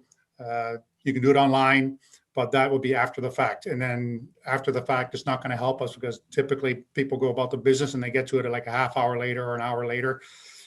Person's gone, and we have to canvas video and kind of work out the details. There's very specific rules for what criminal activity is, like public mischief, threatening, certain things, parameters have to be met in the criminal code for those things to actually kick in. Just fearing for your life, it's not really going to get criminal action, but it will get our attention. So you have to kind of talk to us, give us the description of the person, let us know, if they're stealing stuff, they're being belligerent, they're kicking stuff, they're just not listening to direction for them to leave. Well, then that's a safety issue. We're going to come to that. But could just follow up. So fear for your life is a fairly high bar. I think there are probably a lot of times where people feel extremely uncomfortable. Yeah. But they can't, claim that. Where a person is feeling uncomfortable, would the online reporting tool still be an effective mechanism, or does it lead to a much slower response time than a telephone call? Yeah, so absolutely. It'll be a slower response because that will sit in our queue or our reporting queue, and it won't get attention right away because it'll take time for that to cycle through and for us to look at it. Because that online reporting tools is going to have a lot of time delay to it. Okay, thank you. But it would still be helpful, obviously, in terms from your perspective of being able to map incidents and make sure that things are being reported. So there's still value to it, even if there's absolute value to reporting, because then we can correlate all that information through our analysts, and then we can identify hotspots and areas that are targeted. So we can build a plan to kind of work through that and see what kind of action plans we can do to deal with that. Okay, thank you. And is Mayor, is it okay if I ask one follow-up question? Just one more. Okay. Sure. I just would want to say I'm just really pleased to hear you've got a specialist in domestic violence now on your staff here in the Comox Valley. And was that in response to that being prioritized in the previous year, or was that? And the other part of the question was just to get an idea of what additional skills or capacities does this person bring to. They're specialized in domestic violence and all the identifying risk factors, because there's numerous risk factors they have to go. She goes through a whole page of factors that she has to answer questions to and identify whether it's going to be a 30-day follow-up or a 60-day follow-up, because there's different parameters of what we have to look at. And I can't take credit for the position because it was here well before I was here. So somebody recognized it quite a while ago, and the individual in that position now is doing a fantastic job. Okay, great to hear. And I'll cede the floor. Thanks very much. Thanks for the questions and comments, Councillor Cole-Hamilton. And next we have Councillor Hillian. Thank you, Mayor, and thanks very much, Inspector Kerbers, for being with us today and for responding to people's concerns. Also, I appreciate the priorities listed. I think they're bang on. 3 points I wanted to make.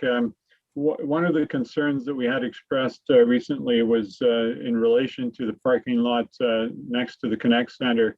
and that somebody came in very distressed to a store saying that somebody was getting their head beat in, and the police were called, and it was a 30-minute response. And there was, of course, by that time, the crowd had scattered, and there was nothing that could be done. I don't know whether people, when they make a call like that, express in as clear terms as they need to that a violent incident is happening that may threaten somebody's safety quite gravely. And I would certainly encourage people to overemphasize those things. I think sometimes people perhaps don't stress the fear and the violence and the insecurity that they're experiencing enough. I'm just wondering about your comments on that. I think you're right.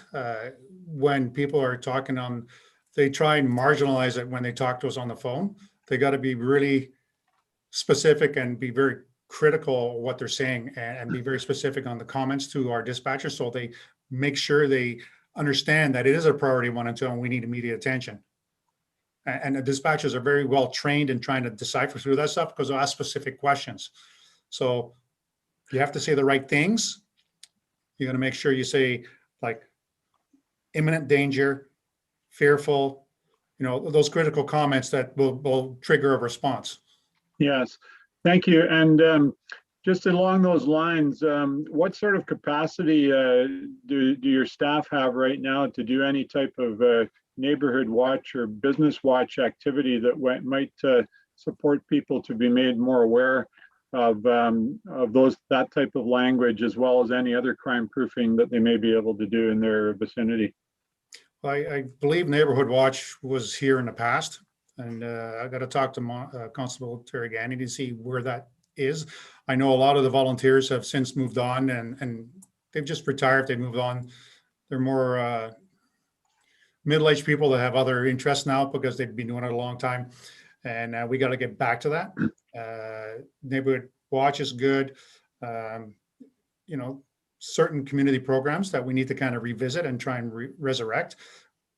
Part of that whole program, and part of doing that is the auxiliary program, because they're part of that volunteer group that helped us out on the street quite a bit with the different programs and the community meetings and going to different functions and helping us out with things like that. Well, the RCMP hasn't made a decision on where the status of the auxiliaries are yet. And that's still, I'm going to say, stuck in Ottawa because it's been there a few years now. We have a board of 9 people that are auxiliaries here, and I haven't seen them since I've been here because of the status of what's happening in Ottawa, because no one will make a decision what their status is.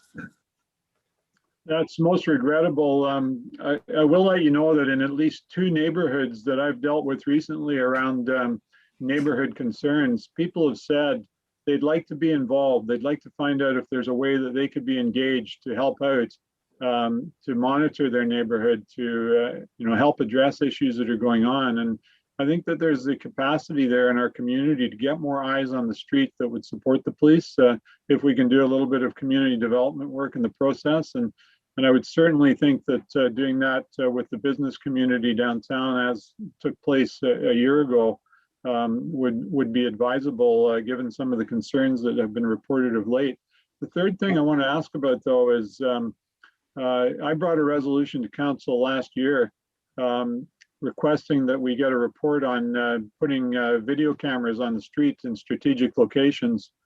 And I know that the pandemic has stalled a lot of things, that being one of them. I just wonder if it might be time to resurrect that and look into that issue again, because I know that in a situation such as was reported in the last few days, where the police come 30 minutes later and nobody's left, if there's some video footage and somebody who actually can report what the incident was, then there's a possibility of nabbing the individuals involved and holding them to account so that they can't behave in this way with impunity. I think of the account we had of the person who vomited on somebody's car.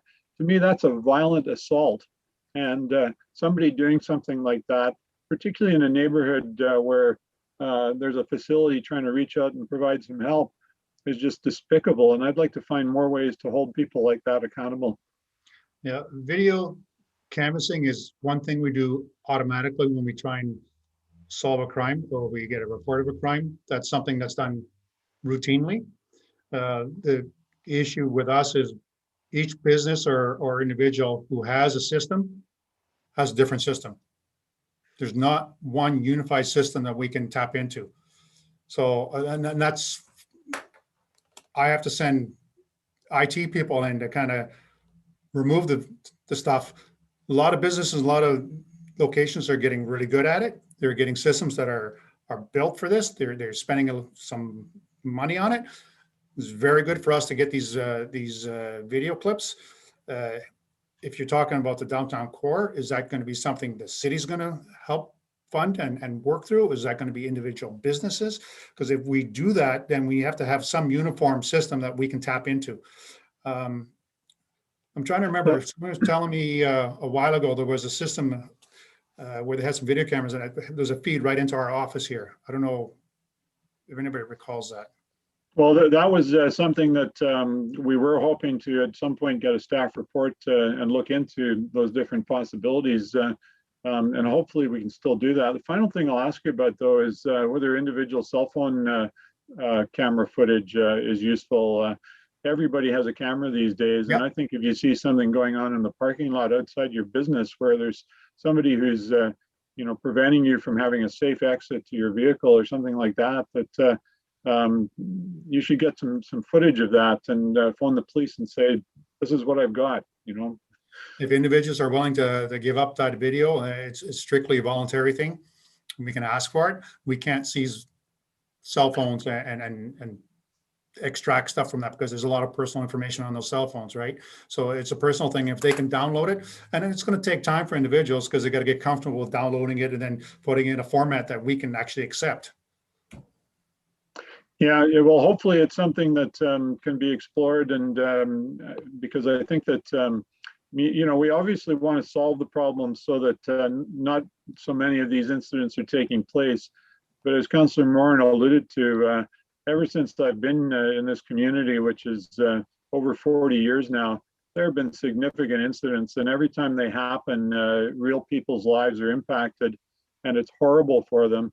And I don't know of an era that I've lived here where there hasn't been significant incidents like that have caused great grief. Of course, we've got lots of issues right now. I wouldn't necessarily suggest they're any worse than it's been at other times in the past when we've had, for example, an execution-style killing in the parking lot of the Lorne Hotel, or things like that. So, I do think that we have to be vigilant, and we have to use the tools that we have available to us today to maintain that vigilance. So thanks very much for being here and for the work that your people are doing day in and day out to try and keep us all safe. Well, thank you. We're working with Kate closely. We're trying to work some new strategies into place to deal with the nuisance properties and the home scenarios and stuff like that. So we are working together. I want to keep doing that. I want to keep throwing the bike unit out there because they're doing a great job. I keep pushing them out there. I don't know if you know, but on Saturday when I got the email from you, Mayor, I sent someone out there and dealt with that parking lot scenario, and I was taken care of. So we try and kind of move them along the best we can. Yeah, and fantastic. I think in closing, I don't see any further questions, but I think, just a few things. Every time I say we're done, Councillor Theos comes back in. Councillor Theos, I'll cede the floor to you. Thank you, Mayor. Thank you, Inspector Curvers. I didn't know how long the conversation was going to go on for, so I thought I'll only ask if there seemed to be a timely manner, because I didn't want to keep you too long. But I will say that in regards to making that phone call, I know how critical it is, but I have to wonder to myself if people are just feeling quite a bit of frustration of contacting the police when they do. And recently, the comments back from the people, just to let you know, is that the police have done a fantastic job when they've been called upon, and people have been extremely pleased with the result of the police's actions. So that's been comment after comment recently, and it's been very consistent in that regard of the applause for the police. Challenge could be, in my opinion, is that people seem to also be feeling this great sense of frustration that once the police do their job, everything seems to continue as it was. You know, the next day, the problems start happening again, whether it's disturbances in neighborhoods or crimes on property, et cetera, et cetera. So, you know, the issue is not with the police. It could be with the greater court system, et cetera. And maybe that's what's preventing many people from making that phone call, is they're feeling, well, it's fruitless. So, and that's obviously not the case. It is critical, as has been said by the mayor and others, to make that phone call, to have your voice heard, to have an incident reported. And and I know even myself, sometimes I had an incident against me one time where I was like, oh, I don't want to bother police on this matter. It wasn't very big deal, I was thinking to myself. But again, they're all big deals. And again, the more the police know, the more they can target those areas where these crimes are occurring. And that's the message that was really quite nicely said by the mayor. Yeah, that could be what is happening, where people are just feeling the sense of frustration. We share that. Oh, sure. Sorry. The other areas that I was interested in were the priorities, and I appreciate you touching on those priorities, Inspector. I had a couple questions. One, the prolific offenders just seems to be an ongoing issue, not only in our community, but in every community. Every time we're at conferences, every community representatives will talk about the 20, as you had mentioned earlier, the 20 or so people that are committing 50% of the crime in the community. And it doesn't matter how big those communities are, could be 40,000 people, and just seems like a very small handful are doing most of the damage, unfortunately. And it would be very helpful, I'm sure, to you also, if those prolific offenders were treated a little bit more seriously when it came to the courts or whatnot. I know you can't comment on that. But my question is also in regards to impaired driving, whether it's through alcohol or cannabis, and whether there's been an increase in either or. Impaired driving, and secondly, drug trafficking, because I'm seeing, whether I go out to the fitness center or whether I'm at work, it seems like there is still what appears to be a lot of drug trafficking occurring in the community just by hearing conversations. So can you comment on those two areas, please? The impaireds, there is a number of impaireds, but people are generally very good about getting designated drivers to get them from A to B. So we don't deal with a lot of that. We have DRE's drug recognition experts trained. We have 3 in the building here that are trained specifically to identify drug use, impairment by drug use. There's a whole process for that. It's not a 5-minute fix, where if it's an impaired, you make your arrest, you read the demand, you bring them back, you do an ASC demand, and you get your sample of whatever the milliliters is for their blood content. When it's a drug test, it takes a couple hours. They got to go through a whole gambit of tests and cognitive tests and walking tests to kind of determine what their impairment is. Still the same punishment as impaired. So we don't get a whole lot of those because it's a newer process and we're just starting to roll out with that stuff, but we are working towards that. We also are working towards more SFST, which is standard field sobriety testing, which is kind of on the same lines with drugs and alcohol. I don't have the stats for the specifics right now. I apologize for that because I didn't expect that question. But yeah, the impaired side is not that significant. So we are working hard. I can't say enough about the members in this office.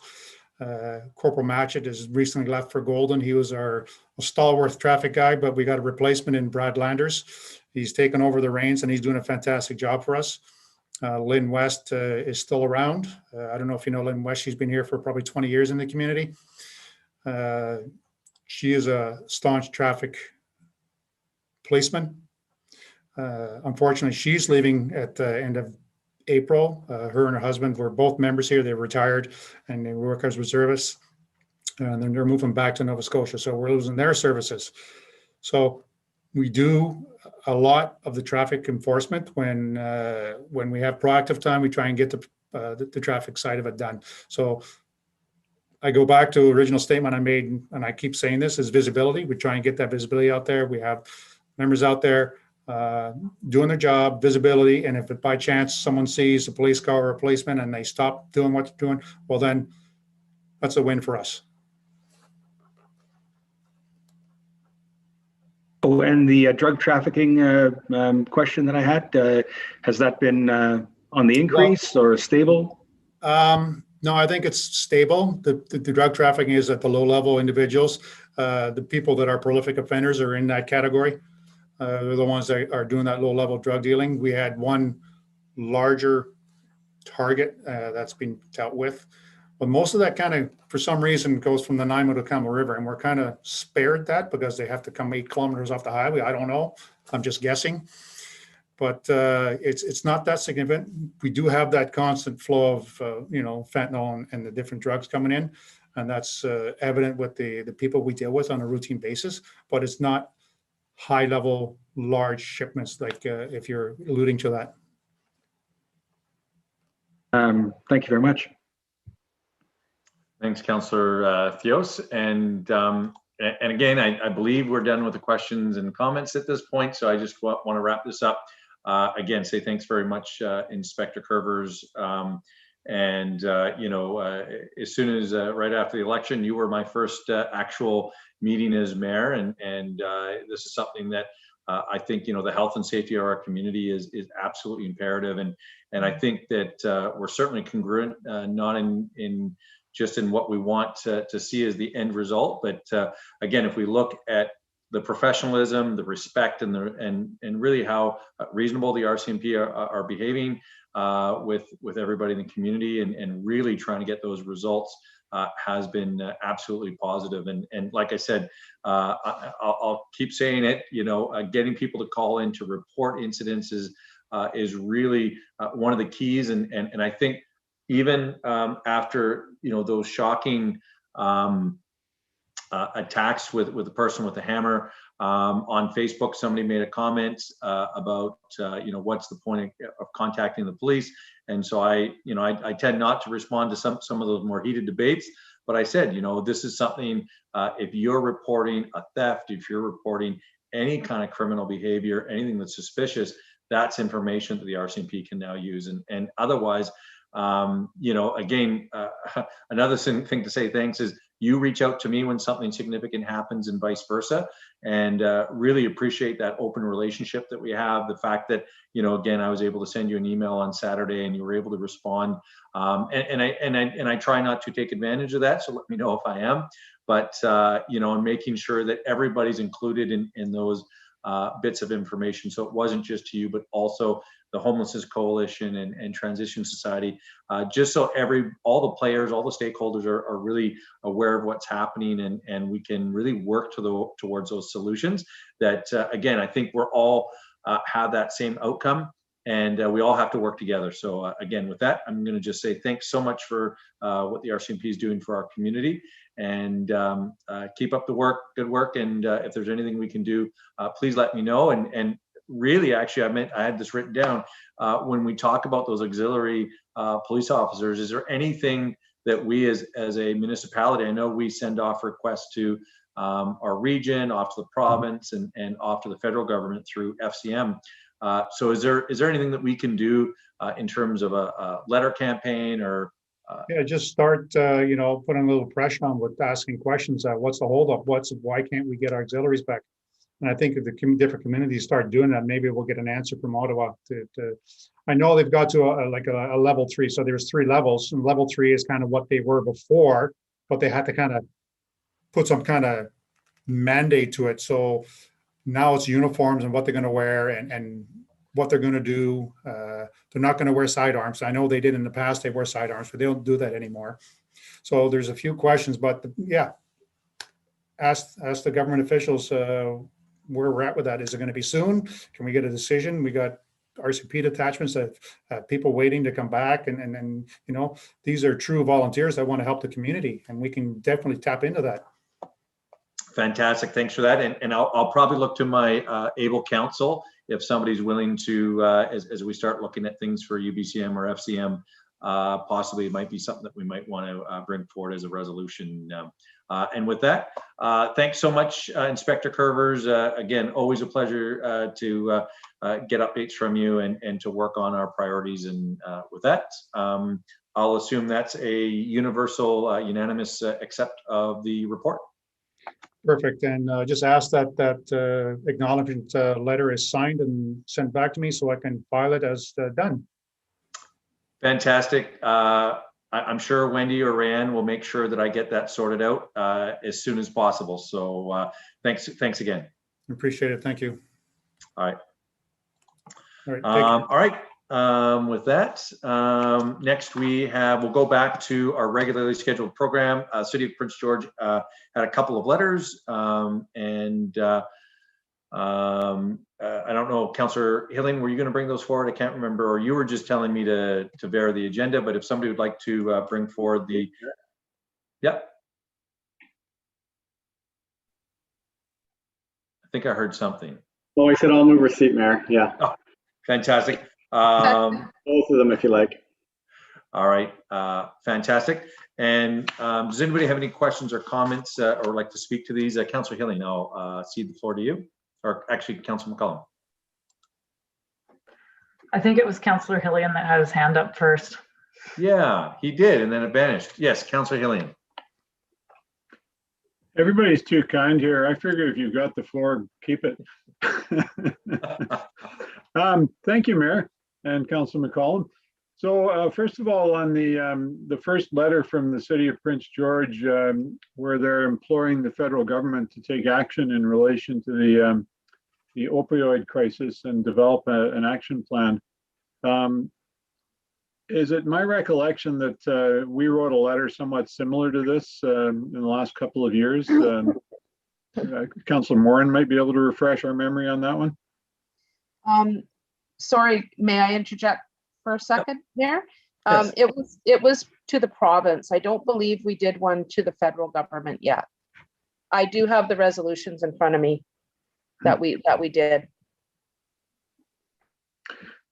Well, Mayor, I think it's, I don't know that we need to do it tonight, but I do think it's worth our while doing a resolution very similar to the Prince George one. I think that every time we have an opportunity to raise this concern, they do speak to the illicit drug supply and to having the federal government take a more realistic look at supply considerations in addressing this crisis.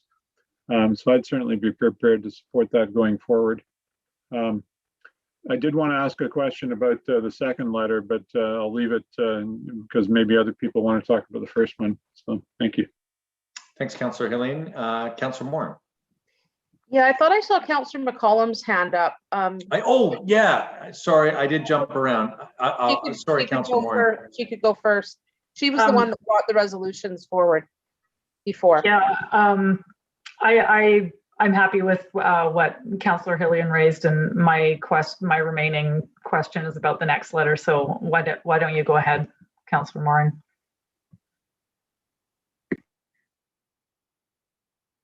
Oh, you're muted. Sorry about that. I was just going to say that the letter to the federal government is probably a good idea because the province actually has been making some movement in this regard. We even have the head of the police chiefs endorsing these recommendations. So I think it's the feds that we need to have a bit more influence on. And we do have some things provincially that we can do, particularly with COVID. There have been some restrictions alleviated with safe supply, et cetera, because of COVID that we've been able to do provincially. But I think it's a good idea to address this to the federal government. Excellent. Thanks, Councillor Morin. Councillor McCollum, did you still want to wait till the next for the next letter? Okay. Councillor Frisch, did you want to speak to the first letter? Yeah, thanks, Mayor. I was going to suggest, if it sounds like there is a will to follow up with the letter, and maybe if we don't have that particular motion ready for tonight or an idea of exactly what we want to say, maybe we just defer the receipt of the first letter till next meeting, and tackle it there with a little more time to think about it. Okay, that sounds good. And Councillor McCollum, if you had done that similar letter for motion for the province, I don't know if you want to take charge on this one to bring it forward again. Or I'll bring it forward at the next meeting. Excellent. Thanks, Councillor McCollum. Appreciate that. Any other comments for the first letter? Oh, is that okay? The move to defer till the next meeting. I'll second that. okay. And then, and I think that was it for the first letter. And so second letter, Councillor McCollum, finally. Yeah, I just had a few questions for staff around this. This letter made me realize I don't have a very good understanding of how our street lighting rate program works. I did recall that in our budget, it was a cost driver that hydro rates had gone up. But I assume that switching out high pressure sodium light bulbs for LEDs is a long-term cost saving measure. And I'm just wanting to hear from staff as to whether or not this is flagged as a cost driver in a long-term way, or if this is kind of a one-time budgetary item that is not of major concern. Yeah, thank you. Great question. So to give a sort of a quick summary of streetlights, cities typically have two types of streetlights. They have the city-owned streetlights, and then they have BC Hydro streetlights. And I don't have the exact number off the top of my head. I used to, but City of Courtenay has somewhere in the neighborhood of about 3,000 streetlights, whereas BC Hydro in and around the City of Courtenay has about 10,000 streetlights. All the streetlights that BC Hydro charged to us are on a fixed rate. So even if we switch to LED, which could be quite expensive, we actually wouldn't see any fixed rate decreases in that charge. It's the same. It's a little unfortunate. It doesn't really make good business sense, and that's something that the industry has certainly asked BC Hydro to do. Of course, they couldn't possibly meter each streetlight, so it's just a flat fixed rate across the board. One of the issues with this letter is one of the issues that's been raised is when cities dispose of their high pressure sodium streetlights, and we do that through just regular attrition, or we do maybe 10 to 20 streetlights a year, a very modest program, we have to pay the full disposal cost. BC Hydro are essentially downloading their disposal cost of their streetlights onto municipalities, and that is buried in that higher fixed rate that they went to the utilities board for. So I hope that makes sense. It does. Is it okay if I ask a follow-up? Is the long-term, I mean, do we have any indication whether or not this like transition into LED is going to lead to a lower rate? I assume they're kind of charging us a per light. I don't know. Or I mean, is this worth advocating for? Do you kind of agree with the assertion in this letter? I guess that's my other question. Yeah, so I guess the first part of your question is a long term, of course, we want to do that because it lowers our emissions and it lowers our electricity usage. But we're hopeful that BC Hydro comes around and gets a proper LED rate. And I think they will do that when enough of their lights and enough of all the other municipalities' lights have been converted over. And yeah, I absolutely recommend that council speaks this way and supports that resolution. Thanks. I would would it be best to make a motion to deal with this tonight, or would you rather a motion come back more formally at another meeting? It's probably better if it comes back. We can certainly help to craft something for the next meeting. But yeah, I certainly agree that we should be speaking to people about this. Great, thanks. All right, excellent. And I don't know if we need to do the same deferral, or if we just know that it's going to come back at the next meeting. I'm fine either way. Mayor, what if we simply refer this one to staff to bring back at a future meeting instead of receiving it? Yeah. And so I'd second that. Okay, excellent. All those in favor? Anybody opposed? I don't think anybody's opposed to that. So excellent. So that's got those two letters. I think we're good on the letters. And that brings us to the resolution council, I believe. And I see Councillor McCollum's hands up, but that's probably because I didn't take it down. I can do this. I can read it. It wasn't up, or it was, but not intentionally. But Thanks, Councillor McCollum. I can scroll to the motion here.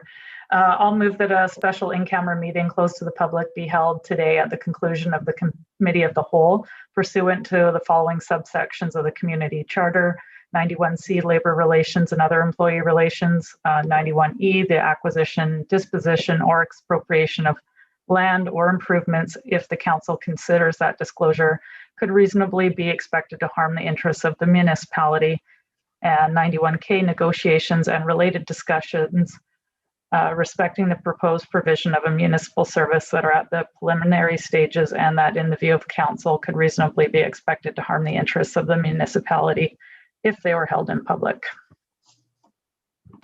Second. Excellent. And I'll pull council, starting with Councillor Cole Hamilton. In favor? Councillor Frisch. In favor? Councillor Hillian. In favor. Councillor McCollum. In favor. Councillor Morin. In favor. And Councillor Theos. Favor. And I'm in favor as well. Thanks very much for that. And one last thing. Move adjournment. Excellent. All those in favor? Anybody opposed? Thanks, everybody. That was